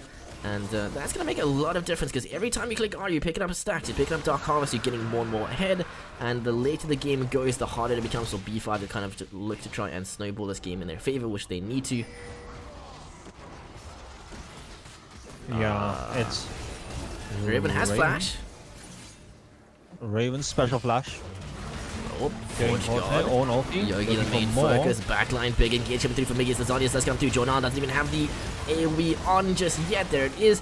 And that's going to be a massive win for the B5 rosters. They do manage to get some cheeky picks, some cash shots. That's support and ADC dead plus jungle. So what I was talking about before is that B5 have this window where they need to try and punish, and that's exactly what they need to do right here. So if they can keep doing that on repeat, they potentially can look to try and close this game out. The issue is if they're not able to find that engage, it's going to become Instinct's game to win.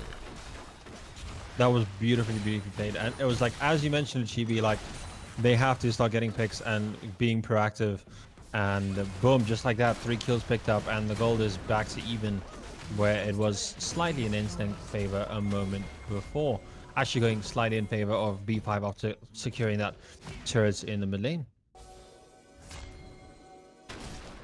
Turrets definitely look differently on the floor. Do you notice it? I haven't noticed, but I will look out first. Alright, so Baron spawning in 30 seconds. Honestly, Instinct does not have a bad comp for rushing this Baron. They have a lot of AD sources. They've got the Lee Sin, they've got the Graves, the Phillies, and even, I guess, Trundle. So if they're given the opportunity, perhaps a sneak is possible. Naturally, Karthus not exactly amazing at taking the Baron. I mean, if you guys believe, perhaps, but... top lane a rush. Yeah, he does have damage. Top lane the Predator finds the fear. Not too sure what he's expecting to really get out of that one. Yeah, Goth realizing, hey, don't have quite the damage to pick up a kill there, but just poking Rush, making him know that he's not going to get the tower for free. As we do have, I think Not was hoping for a Red Raven special there in the bot lane, chilling in that bottom bush. Not going to happen as Raven is mid.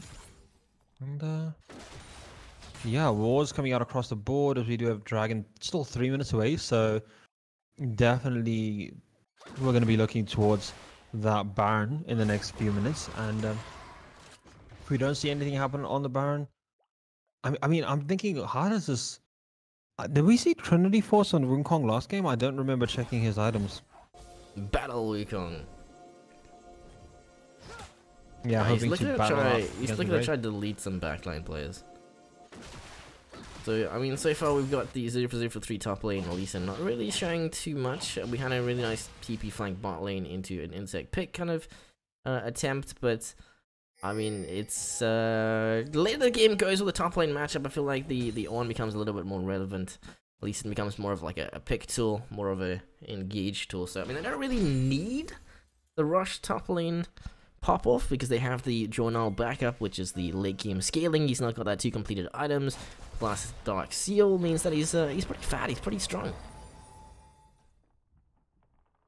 I think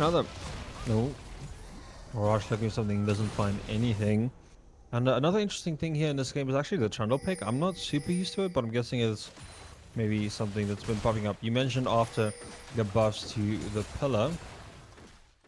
So, I mean, Instinct need to be basically playing vision control. They're looking to try and get the vision spot out where Fiddlesticks is and potentially get a pick onto him or cancel his ult. If you don't know where Fiddle is, you can't fight. You cannot step up, you cannot look for picks, because the win condition for these fights is going to be that Fiddlesticks ulti. B5 not engage with the Wukong potentially, otherwise Miggy engage, followed through with that Fiddlesticks ult. So, if you can bait that out, that's going to be the B5 team fight broken down. Too many missed keys. Yeah, exactly. And we actually have Dragon spawning in 45 seconds now. So nothing quite happening in the 3 minutes prior leading up to that. But as you mentioned, vision control very important. Yep. Yogi looking to get some vision. Miggy doing the same. Both supports just showing their dominance in terms of who can see what. With something else to keep in mind is that I feel like Instinct are in a lot more relaxed position. They can sort of slow the game down. They don't have to force anything. They can look to just try and play slow and scale up.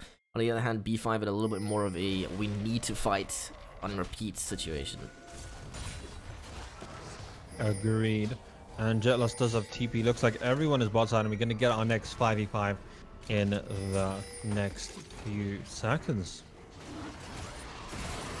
That's a Drake melted quite quickly. Do we have the walk up through? Ends up picking the Drake, but maybe B5 can find a pick or two. Vans on the other hand forced to dash out. His Soul is just trying to create as much pressure as he can. And Yogi not too sure if he wants to be here or not as the dance does continue. Raven on the other hand sitting on Flash, does not want to burn it as the backline. Wukong accepts the exhaust. But Raven's shield is going to be melted as Not does end up trading. That's going to be both mid lane and ADC jungle dead. For the double as Vanzel looks to try to go big. Vanzel a little bit low as he kicked up, does end up surviving, but the rush follow through means that there's going to be the 2v1 left for the triple. Karthus, despite dying, receives a lot of cash as the handout's going to be there. And a bit of a back and forth 1v2 tango. The Q connects. Lee Sin looking for the damage. He does have it. He gets it. And that's going to be the Instinct finding themselves the ace, the dragon, and the team fight victory. So, I mean, Instinct yet again coming out ahead. It's a repeat of the first game where each fight now it becomes progressively stronger and more in favor of Instinct.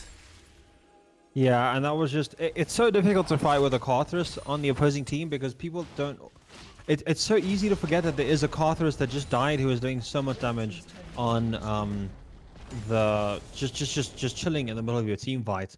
And yeah, he was doing quite a lot of damage. I think he picked up 3 kills there while he was dead, because you can see his stacks are still really high, even though yeah, man, this is a repeat of Soliki where players do not want to play the tax. They just do not want to give out the 800 gold and get the Grievous Wounds. In this case, it's going to be just Ornn sitting on Thornmail, which is better than the last game. Last game, we didn't even have the completed Thornmail, so, I mean, it's something. Yeah, and Rosh just playing very well again. Still hasn't died in this series, as a matter of fact, which is just... Ooh, that's a bit styly, if you ask me. Right, so a bit of a dance. Rosh gets the recall cancelled. Yeah, definitely seeing a bit of a better game from Raven this time around. He's surviving a lot more and not dying quite as easily, and that's great to see. Forge got looking for the pick. It's going to be the engage. Here he comes. Fiddlesticks looking to try to lead with Raven. He's just going to be CC'd.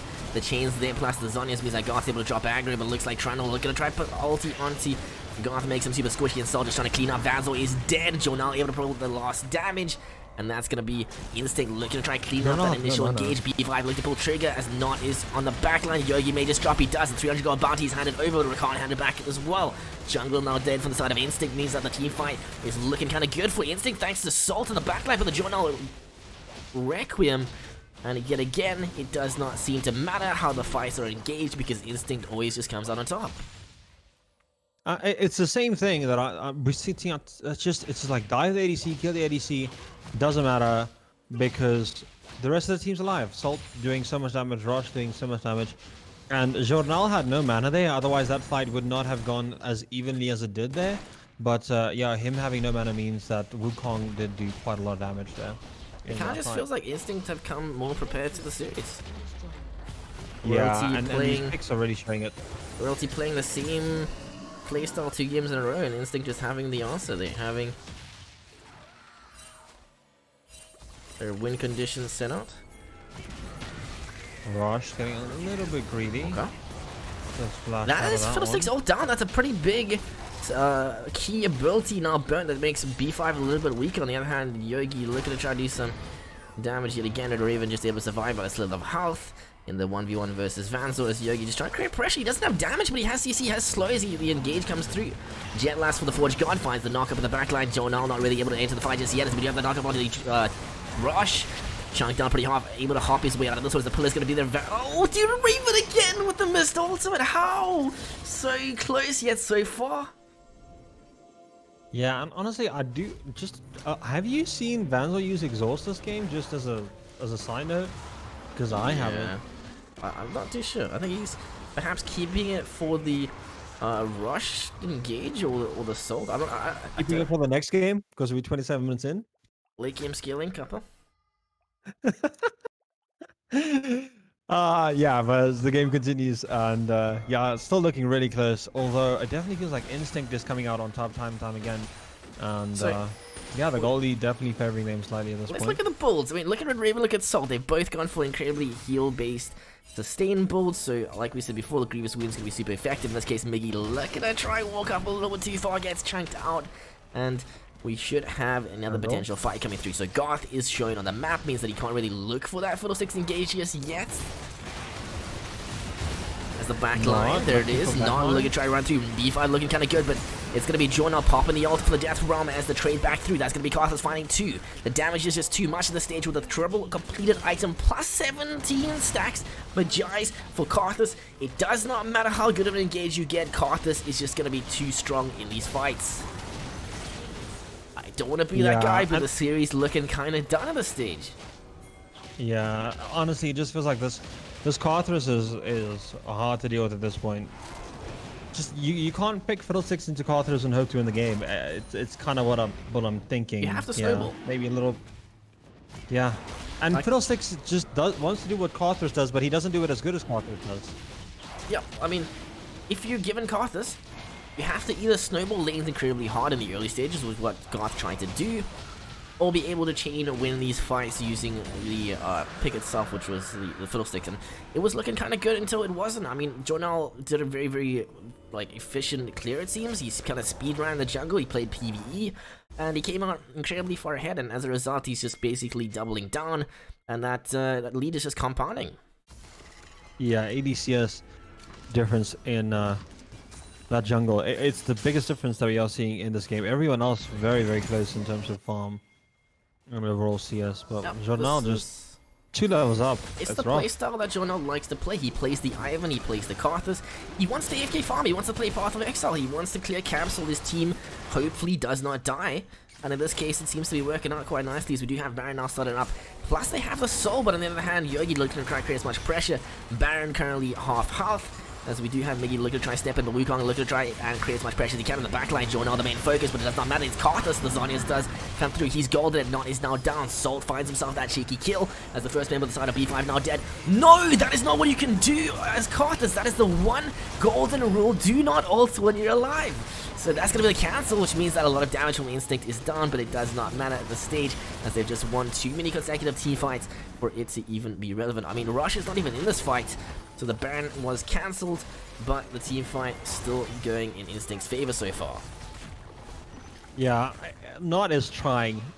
I feel like Not is trying really, really hard to carry this game, and he dived on to the backline trying to kill Jornal and see how much damage he could get done, but it just wasn't enough. And killing Carthus and losing 4 members is just not a very great trade. But so 4 members still alive. Yeah, B5 is getting outclassed on Instinct. Miggy gonna get the steal. Secured. Miggy looking for the Hail Mary play. We had that credit used up. I mean, Garth got that free dragon in the first game, so I think the Baron is realistic. 1 in 10.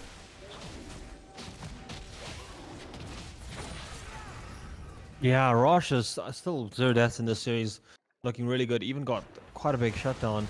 And again, like, I just feel like across the board we are seeing just really good plays, and feels like just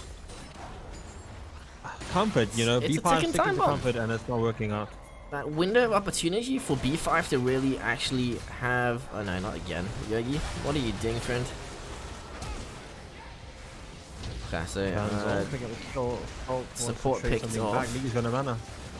No mana, no flash. Engage Garth and looking to try pick it up.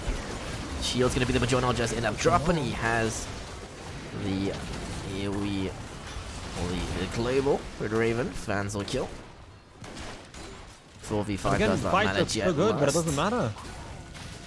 Rashi has the sustain. Do you have the Grievous Wounds? You do not. I mean, they do on Jet Last, but it's kind of painful to watch. He's just running him down on repeat with a amount of lifesteal that are built into these picks, as Not is really not going to be able to offer too much in this defense, so the mid hib for sure are going to be dropping. So despite Instinct not exactly playing the cleanest of teamfights, kind of getting picked off, it doesn't really matter. And again, Grievous Wounds, just not enough of it. There's an Ocean Soul. Like, forget the champions, forget the items. There's also an Ocean Soul. Like, there's more than enough reason to be having as much Grievous Wounds as possible. At least 2 Grievous Wound items completed, but It's just it's so tough because I feel like they're killing the Journal in the backline, and it's not enough because between Rosh and Salt, they just end up being the last two alive. They're too tanky, they're too bruisery, same as last game. And bruisery. Yeah, you see? Bruisery.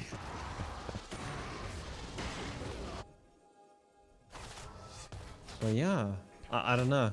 Like a dream Alder steal is what B5 is hoping for at this point, because they're just not winning these team fights. They're getting completely outclassed by this opposing team composition. So, I mean, Journal did lose 10 stacks of that last death, so it's something, but he's still accumulating. Almost now at full build, looking to try to complete that last item, potentially Salvage Eyes after that. But, I mean, perfect case scenario, B5, like, they're finding really good picks. They're doing what they can do best, and that's finding these overextending Instinct players, whether it be Yogi, whether it be Red Raven. But at the end of the day, it just kind of, it's getting to that point where it just cannot seem to matter. So I'm kind of curious as to how B5 play this, because this is not an easy place to recover from. Yeah, so you need some deep vision in the pit, or some way as this Fiddlestick, so that you can pray for a steal ulti coming in. Okay, so here we go again. Yogi picked off. Walking into the jungle. That's exactly what B5 need. Dragon's playing in 48 seconds. Your Yogi's barely gonna make it. Yeah, it's a really good pick, but it doesn't really net them anything. Because it's a kill on the support where if he's alive or dead at the stage, it does not matter. It really is irrelevant because it's just Journal having so much damage in these teamfights, plus the amount of sustain that they have. So they burned the Fiddlestick's ulti despite being pretty long. Cooldown means that now Instinct actually have an opportunity to look to try and pull trigger, because they really can't react without having that Fiddlestick's ult.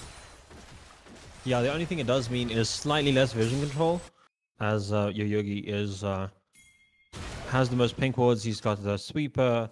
Oh, they actually have quite a lot of sweepers on that side. Rosh looking for something. Here we go. Looks like we're just gonna zone it off. For the engage. Quickness does come through red side. TP looking to try and join his fans on the backline, trying to use my damage he can.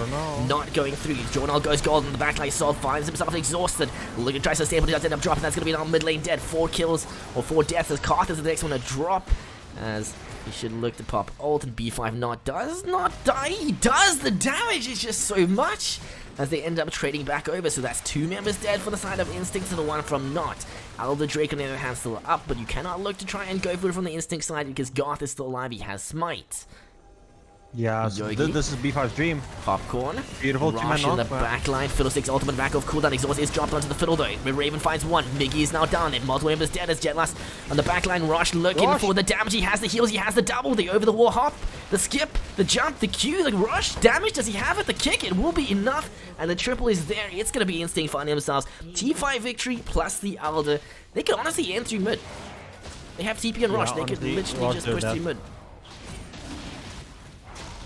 And Salt spawning in 5 seconds. They could end right here. Sheepy, did you think we were gonna get a game with this many kills? We're looking at 1 kill away from 60 kills in a 36-minute game in this game number 2. I mean, I got really excited when I saw the Instinct draft because I knew what they were looking for. I knew what they were going for, and these are picks that have been practiced. So, I mean, honestly, I feel like Instinct are just more prepared. Like Flame. Agreed. I agree. And I'm sure you could have scouted these picks out. So maybe B5 just thinking, hey, B5 must have just felt really comfortable with their picks that they were bringing, but not quite as comfortable as they would have liked to be. B5 have a playstyle. They have picks because they've been around for so long that you can kind of expect what they're going to go for, what they're going to look for. Like, Vanzel likes his Tristana, Wukong for Not. Miggy is kind of like a Seraphine, but at the same time, he's going to more play something that allows for Engage. So, I mean, like, the only pick that kind of caught me off guard here was the Garth Ryan Miller Fiddlesticks, and I think he's been playing it a bit on Surlikey, if I'm not mistaken. Why don't you look at that match history again? Do some scanning, but Baron has started up. So they've got Alder. Honestly, this Baron is irrelevant. They just want the fight. They want Instinct. So they want B5 to look to try and contest. If they don't, they get the free objective. So Alder plus Baron now secure means that they can just look to try and pull trigger. As Carter's popping off, will do majority of the player's health anyway. So this should be a pretty easy Instinct victory, as B5 need to do the best they can to try and clear wave versus the Baron enhanced minions. And that answer the question we mentioned right at the beginning of this series is in the top 3, where does Instinct sit? And right now, after this series, it definitely feels like they're sitting in the number 2 spot.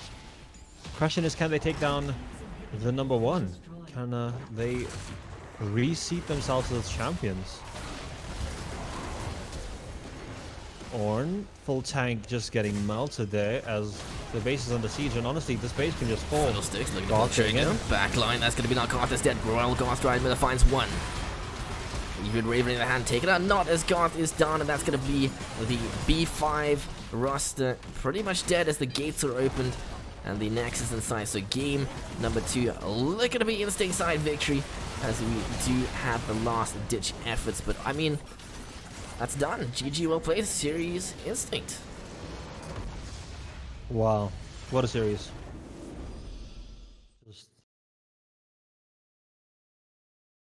Okay.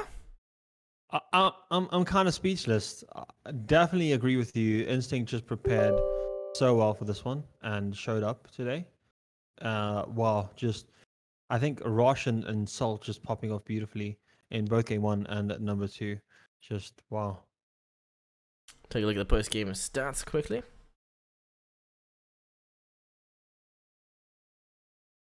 So yet again, I think that's 2 games in a row where Rosh had 0 deaths. So, I mean, yeah. what do we think of MVP? Yeah, it's tough.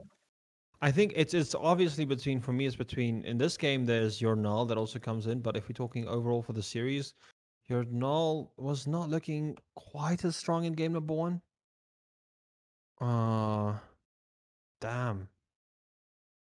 For me, it's between Salt and Rosh, without a doubt. It's definitely one of those 2. Just they performed so well, and I think honorable mention to Jornal in the second game though. I feel like he, I mean, he did play PvE, but at the same time he did it very efficiently from what I could see. So that CS lead working quite nicely. So he was massively a win condition for the second game, but like you said before, I don't think Rosh really featured too much in this game. I mean, there was a really nice TP flank bot lane in particular that stood out, but other than that, bit of a KDA kappa, KDA player, Jack.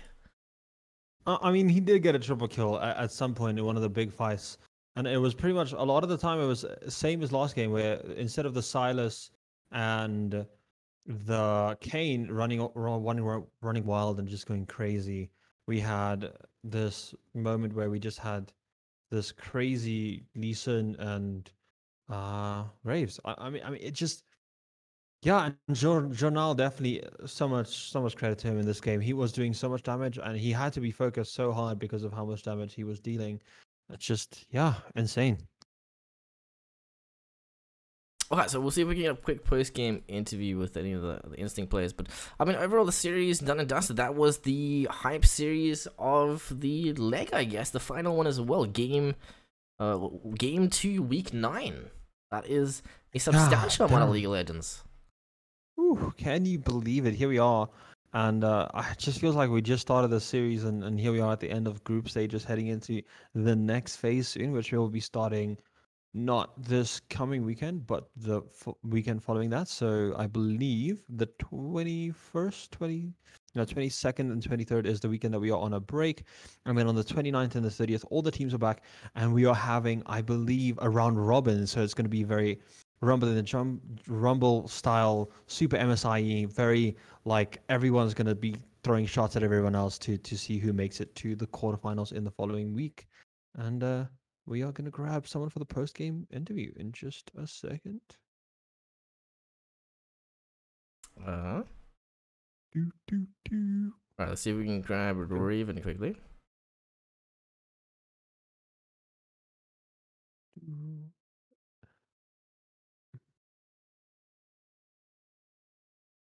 We're just trying to get it. Are you able to move it?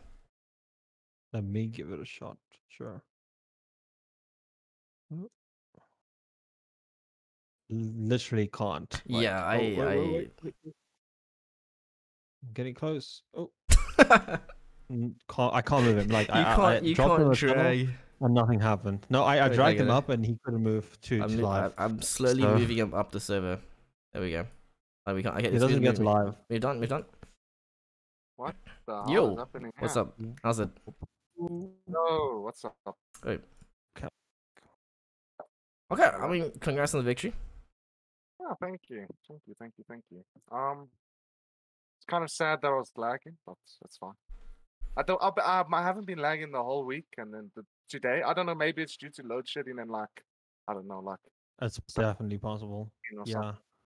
I don't know.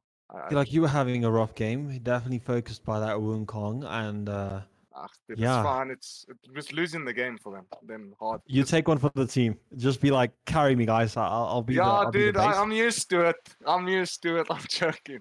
But yeah, no, the team played really well. They played hard towards bot, like very hard. So the team, like, we did what it needed to do. Janelle did. We've worked on our early pressure. We used to be a lot worse with our early pressure, but now we're better like at stuff like understanding. But we need to get I think a little better because like, I don't think 80k. I think B5 is better than 80k. But if they have like Kiddo, I don't think it's going to be like that. It's going to be very hard for us to beat 80k. So that's why I think we just need to Do get a they little have bit Kiddo? better. Does Kiddo play main roster? I think they would. They could if they're scared of losing finals. I don't know. It's up to them. Interesting insights here from Red Raven. Another thing I'd like to just quickly get your insight on. We did see the Kane getting an early ward on the Raptor camp in game number 1. So you guys did see that Morgana coming down towards bot side. And still you guys got surprised by the gank. Were you just not able to push out bot lane and get that reset? Or what happened there? Yeah, I think it's because I think I was so focused on my ping. I think or lag, not ping. My ping was fine, but I wasn't really focusing on, like, my wave management was very poor this game. This game, if it wasn't for my team, yeah, I don't know. I played very bad. But yeah. Yeah, understand. Okay. Well, I felt a little distracted, and I was not getting resources. Like, I had so little CS. I'd never get this. But it's fine because Janelle and stuff were carrying. yeah, yeah. just it happens. but, You didn't see Yeah, that. like Janelle played really well. I Game think 2 was beautiful. Yeah. and Salt does Salt things. I don't know. I'm always winning. I don't know. Weird. And then we know no matter what, top lane's gonna do well. We always knew I thought it was gonna be closer, a little closer, but Rush guess- is- The top I lane guess matchup I in think- particular or overall Maybe- closer? just overall. I think they weren't. I think they didn't prepare enough. I don't know. We were like I we agree. were You being mentioned that. we were preparing. We got caught off a little bit by Golf. Like, I think they did some like on the first late and the gank. join to the lobby, so we wouldn't get the surprise. Not Who did you think the maybe it's roster was? maybe, not in the jungle and thing. But we like, okay, now we have to pick Karthus because Karthus, we don't wanna Karthus? give Yep, Karthus. I got you. yeah, like so. But yeah, they caught us a little bit off guard, but we prepared long enough. Like, every game, we would like just like even like 2 weeks back, we would like, okay, how are we gonna draft against Royalty? Now, how are we gonna beat B5? How are we gonna beat B5? And we were really no, wanting to beat them. So I've never beaten Royalty / B5. So this is a nice thing for me, even though I did nothing.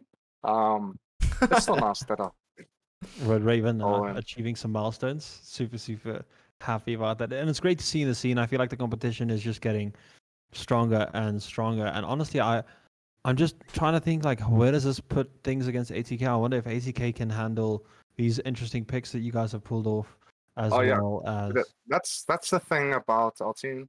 I was not really keen to play, like, I wanted to play Varus. Like, we're thinking Varus second game. But they get banned. I in game didn't. No, I banned it because I was you not banned it? confident with my ping. I was kind of looking for a Varus route, but I wasn't confident with lag. So, but yeah, we had a lot of things, but we didn't even show everything. We were just, is we great. just like had like, GP was like also being a little bit nervous about Yeah. showing anything. Yeah, I Yeah, don't want we to say were too rough- much about we were rough. the picks in Champs Select because I don't want to give away anything. like there's still things that we still haven't shown, but like we just need to get better because the whole goal is that we were always more worried about because just the way B5 plays, their play style is really good into us actually, but it's fine because I think we dealt with it well because we Yeah, needed to have agreed. some early aggression. That's what we thought, but then against top, like 80K, they come and play like similar to us, but I think we're just better than them. That's my opinion. Than Obviously. 80K. But when they have but if they have Kiddo, Okay, big words. oh, Big if they have words. Kiddo, if they Should I have put in Kiddo, I Shepard? think it's going to be a hard game. Like Kiddo's really good player, so I either need to get like the team all have to like step up to get like to try deal with that man because I don't want the I'm tired of Kiddo winning. You know, like he's a good player and stuff, but it's time. You know, it's time for other people to win. Okay, so I think talk many of to us me- have been smashed by that man. Talk to me about team mental in that first or also the second game. So Sol got repeat ganked. I think he died twice in a row. How was he after that? Did he end up tilting? I could see some Chinese words coming out of his mouth. I don't know. Salt is always tilting every game. I'm joking, but no, it's fine, dude. It's, I don't remember. We were playing when I was going to be. I think he tilted at all the games. I don't think Okay. he was fine. I think Oh, Salt was good the to know. best, played the best on the team. I think this Cool. today or Rosh. I'm not sure, but everyone played well except Botland. Lucky. True. Yeah, I think you guys were just a little bit taken aback by some of those early ganks that Garth did Well, do, and also for the ping, as you mentioned. But to be fair, like the mid game, I know like I have a meme where I get caught and stuff, but they were running it down for me at the one point. Like True. it was a bit much. Like I feel That's like true. yes, like catch me out if I'm off, Yeah, that like, mid oh, one Catch me again outside. too. But Yeah. but like one or two times in the second game, like yo, that is a bit deep, you know, like. Yeah, they Yeah, kind when of Yogi they says, overcommitted. like Yogi says, they're offsides. They can't do that. You know that they can't do that. We need to punish them. You know. Yeah, So, yeah. I definitely picked up on that as well. They kind of overcommitted to kill you guys, then ended up losing the fights on repeat. So I mean, there's that. There's the meme of catch off Red Raven. He's a free kill in the mid game, but in this case, kind of Yeah. using that double edge. I was hardly safe this game. I was trying to play as safe as, but also we knew, like honestly, we knew their champ pools, and we just like we knew like we knew that if they pick three mini champions, we probably just like win because it's Salt thrives, like a lot of his champions thrive with that. Yeah, the Graves. Yeah, the Very Graves, happy to like be. it's not the only thing against we do, but I knew like they would fall for the bait. Like they would go for the Wukong, they would go for like we thought Shan maybe, but it was on every game. I don't know, like if he plays other champions. But yeah, the bot lane. I thought I was scared of like them picking Samira because that's how I thought they were gonna win this game. I thought that the way they win this game is play through bot like they did, and then they pick Samira and just permanently make me useless because I find that I'm very bad against Samira. I don't know how to play against Samira. Okay, well, ATK, if you're League out there, Cups. pick Samira. So, right, fine. overall, how have you guys found the ATK series? I mean, we've finished the 9 weeks now of 2 games per week. How do you feel like the progress has come through from the team? I mean, you started off with a roster of kind of auto-filled players to an extent, especially Jonel picking up a jungle. He's had, I think, like 9 weeks of practice now, so he seems like he's a lot more comfortable, especially in his pathing and his speed clears. But overall, how do you feel like the roster's coming along? Oh, I think obviously I think we're just nuts. I don't know. I think we're really good. I think Janel's I think he's become the best jungler. I don't think anyone can. Okay, If we big just words. play our Shepard? game, the thing is, a lot of SA teams. The problem with SA, they allow us to play our game. They allow us to do what we want to do. That's the problem, and that's why we were scared of. I was scared of. I was scared of B5. They like to punish. They like to be aggro, and they like to. But they weren't doing it. They were scared or something. I don't know what was wrong with them. Maybe they're nervous or something. I don't know. But yeah. Yeah, no, so this final game of week 9. Like but we knew like I think Fiddle was so far behind the CS that we knew we were just winning the game through Yeah. Carthus, just farming. No, for sure. But yeah, and then yeah, the team has come really well. Me and Yogi play actually like compared to the first weeks. I know it didn't show in this series, but it might show in future series. But me and Yogi, I think like we're really really good. We do. This is one of I don't know. We normally do a lot better, but I think it's other factors maybe involved. But yeah, I think I think we're the best in every role. And We have the best top, we have the best mid, we have the best bot lane. We're the most diverse team. We're willing to play what's meta. We're willing to do what's necessary. We actually play the game. We don't play CSGO all day or Really? fucking Okay. Path of Exile. Dude, you're getting off shots here, left, right, and center. I don't know I'm why. joking, Just man. take I'm the joking. victory, dude, run. I'm tired of the scene just not playing the game. I just don't like it. I don't like that the scene doesn't play. We're the only team that plays the game. We're the only team that try, you know? So I just think that it's good that we showing that, like I wanted last year, but this year I'm showing that you need to try. If you want to win, you need to try. It's no more like, I'm tired of people not trying, you know? I want the scene to grow. I want the scene to get better. So I don't want people to just stop trying, you know? Play the game. Enjoy it. Okay, Red Raven, thanks for coming through for the post-game roast. Congrats on the series. And hopefully we can see the talk doing some walk against the ATK in the future. Otherwise, the finals weekend's coming up. What's the proper term for it? Is it playoffs? This was playoffs. So we have a round robin in the first week, in the first weekend, and then the following weekend is like semifinals, quarterfinals, and finals all in one weekend. It's going to be a jam-packed 2 weekends of lots of action. Do join us for that. 100%. So, yeah, thanks for coming through for the first game, Raven. Any last minute shout-outs for anyone that maybe came through to come watch you guys tonight? Thank you, everyone, for coming to watch. I'm glad you came to watch. I hope you enjoyed the series. And I'm just memeing most of the time. I don't mean a lot of things. So I do mean the playing. People don't play the game. Yeah, but everything else, I'm just memeing. But I hope you guys enjoy your day. Have a great night. Cool. Thanks, Raven. Okay, tankers. I mean, that's the series, the cast, and the leg, I guess, done and dusted. It's been an absolute pleasure. Tonight's cast in particular was really enjoyable. Actually, all of the casts recently have been really, really decent, so I'm pleasantly surprised by that. Very nicely done by all the players who did take part, especially the teams who actually managed to stick it through. We had, like, I think 2 or 3 teams pulling out, so, I mean, honestly, that's not bad at all. Yeah, and I think the more that I've been through this league, I just feel like everyone is showing up. We have seen, like, the mid-tier teams are all popping off and playing even better than before.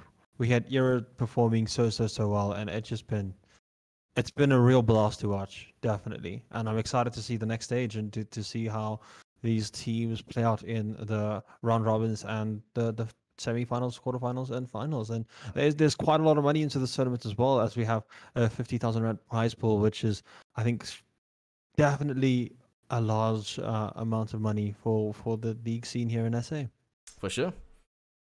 Otherwise, yeah, to everyone that did come through tonight, I appreciate it. We'll check you guys for the next series that I believe is in 2 weeks, if I'm not mistaken.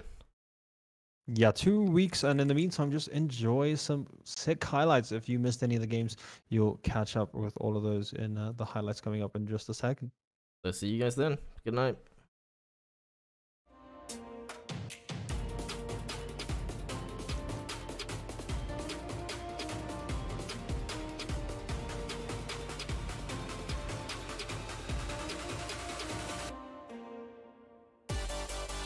It's gonna be Silas. As Red Raven goes down for the first blood, but Vans on the other hand looking to try and trade as Yogi the double onto Vans, but they're leaving the Ash for the pickup as Jungle Joe now able to find himself the first kill for Instinct. Rush on the other hand finds seconds. Incoming secondary support as top lane, but we have a bit of a double Forge Guard coming through. Unfortunately, Rush not getting the recast. Will the CC for Jetlass be there? Flash and then also the wrong direction, as he is going to be run down. Do they have the damage though? It looks like they should, and they do. Jornal finds himself the exit into potentially play bot lane, but on the other hand, Morgana opted to instead reset, doesn't want to overstay. And top lane, a bit of a 1v1 assault with the robot up towards the top side, so Jetlass in trouble. That's going to be Soul finding himself kill number 1, and he's on the table as Red Raven does the Red Raven Ophelia special, but he misses. Moonstone renewers, so this is a pretty big spike for him, as well as with that Dark Steel and some boost. Hijack. Oh, looking for the stun. The chain is going to be the rush. Actually, look for the 1v1. Does he find the damage? Garth forced the flash out as the binding finds nobody. The Winians Not entirely sure what the on go-to for this right now, but it looks like the chance CC is going to be there, but just able to get a little bit of movement as mid laner Raven. He has the dueling gun, so he may actually be able to take this fight, the 1v1, looking to try to bring damage, is not as chunked out, or not just able to survive with the final auto. That is a little bit too close for comfort. I mean, Raven had the flash, he just not dropped yet. Rush on the other hand, and Goth right with it down. So that's going to be actually 3 members dead from the side of B5 as the fight does continue. This fight is sweaty, it is sloppy, and it's going either direction for the triple. It's going to be Silas, top lane, a Rush, getting a fat hand out of cash. A lot of gold. Looking to try and walk towards that Azonius as Raven yet again, kind of overextended between enemy lines. And Gothi in the hand, so able to sidestep the initial, gets the cheeky root, but Raven should be CC'd as we do have the Jonel movement a little bit late. Raven, what are you doing? It does end up going down, Solid finds the kill, does not care if he is 1v5, he will engage, he will find kills, as we do have nobody dropping yet. Actually, the damage is there, but everybody just Suki. Unfortunately, Yogi will be the next one down as Jetlass, and Goth, Black Shield says no, but the dash through Rush, able to find kill number 5, and this is going to be an instant T5 victory, it seems. Strong as not in the back line.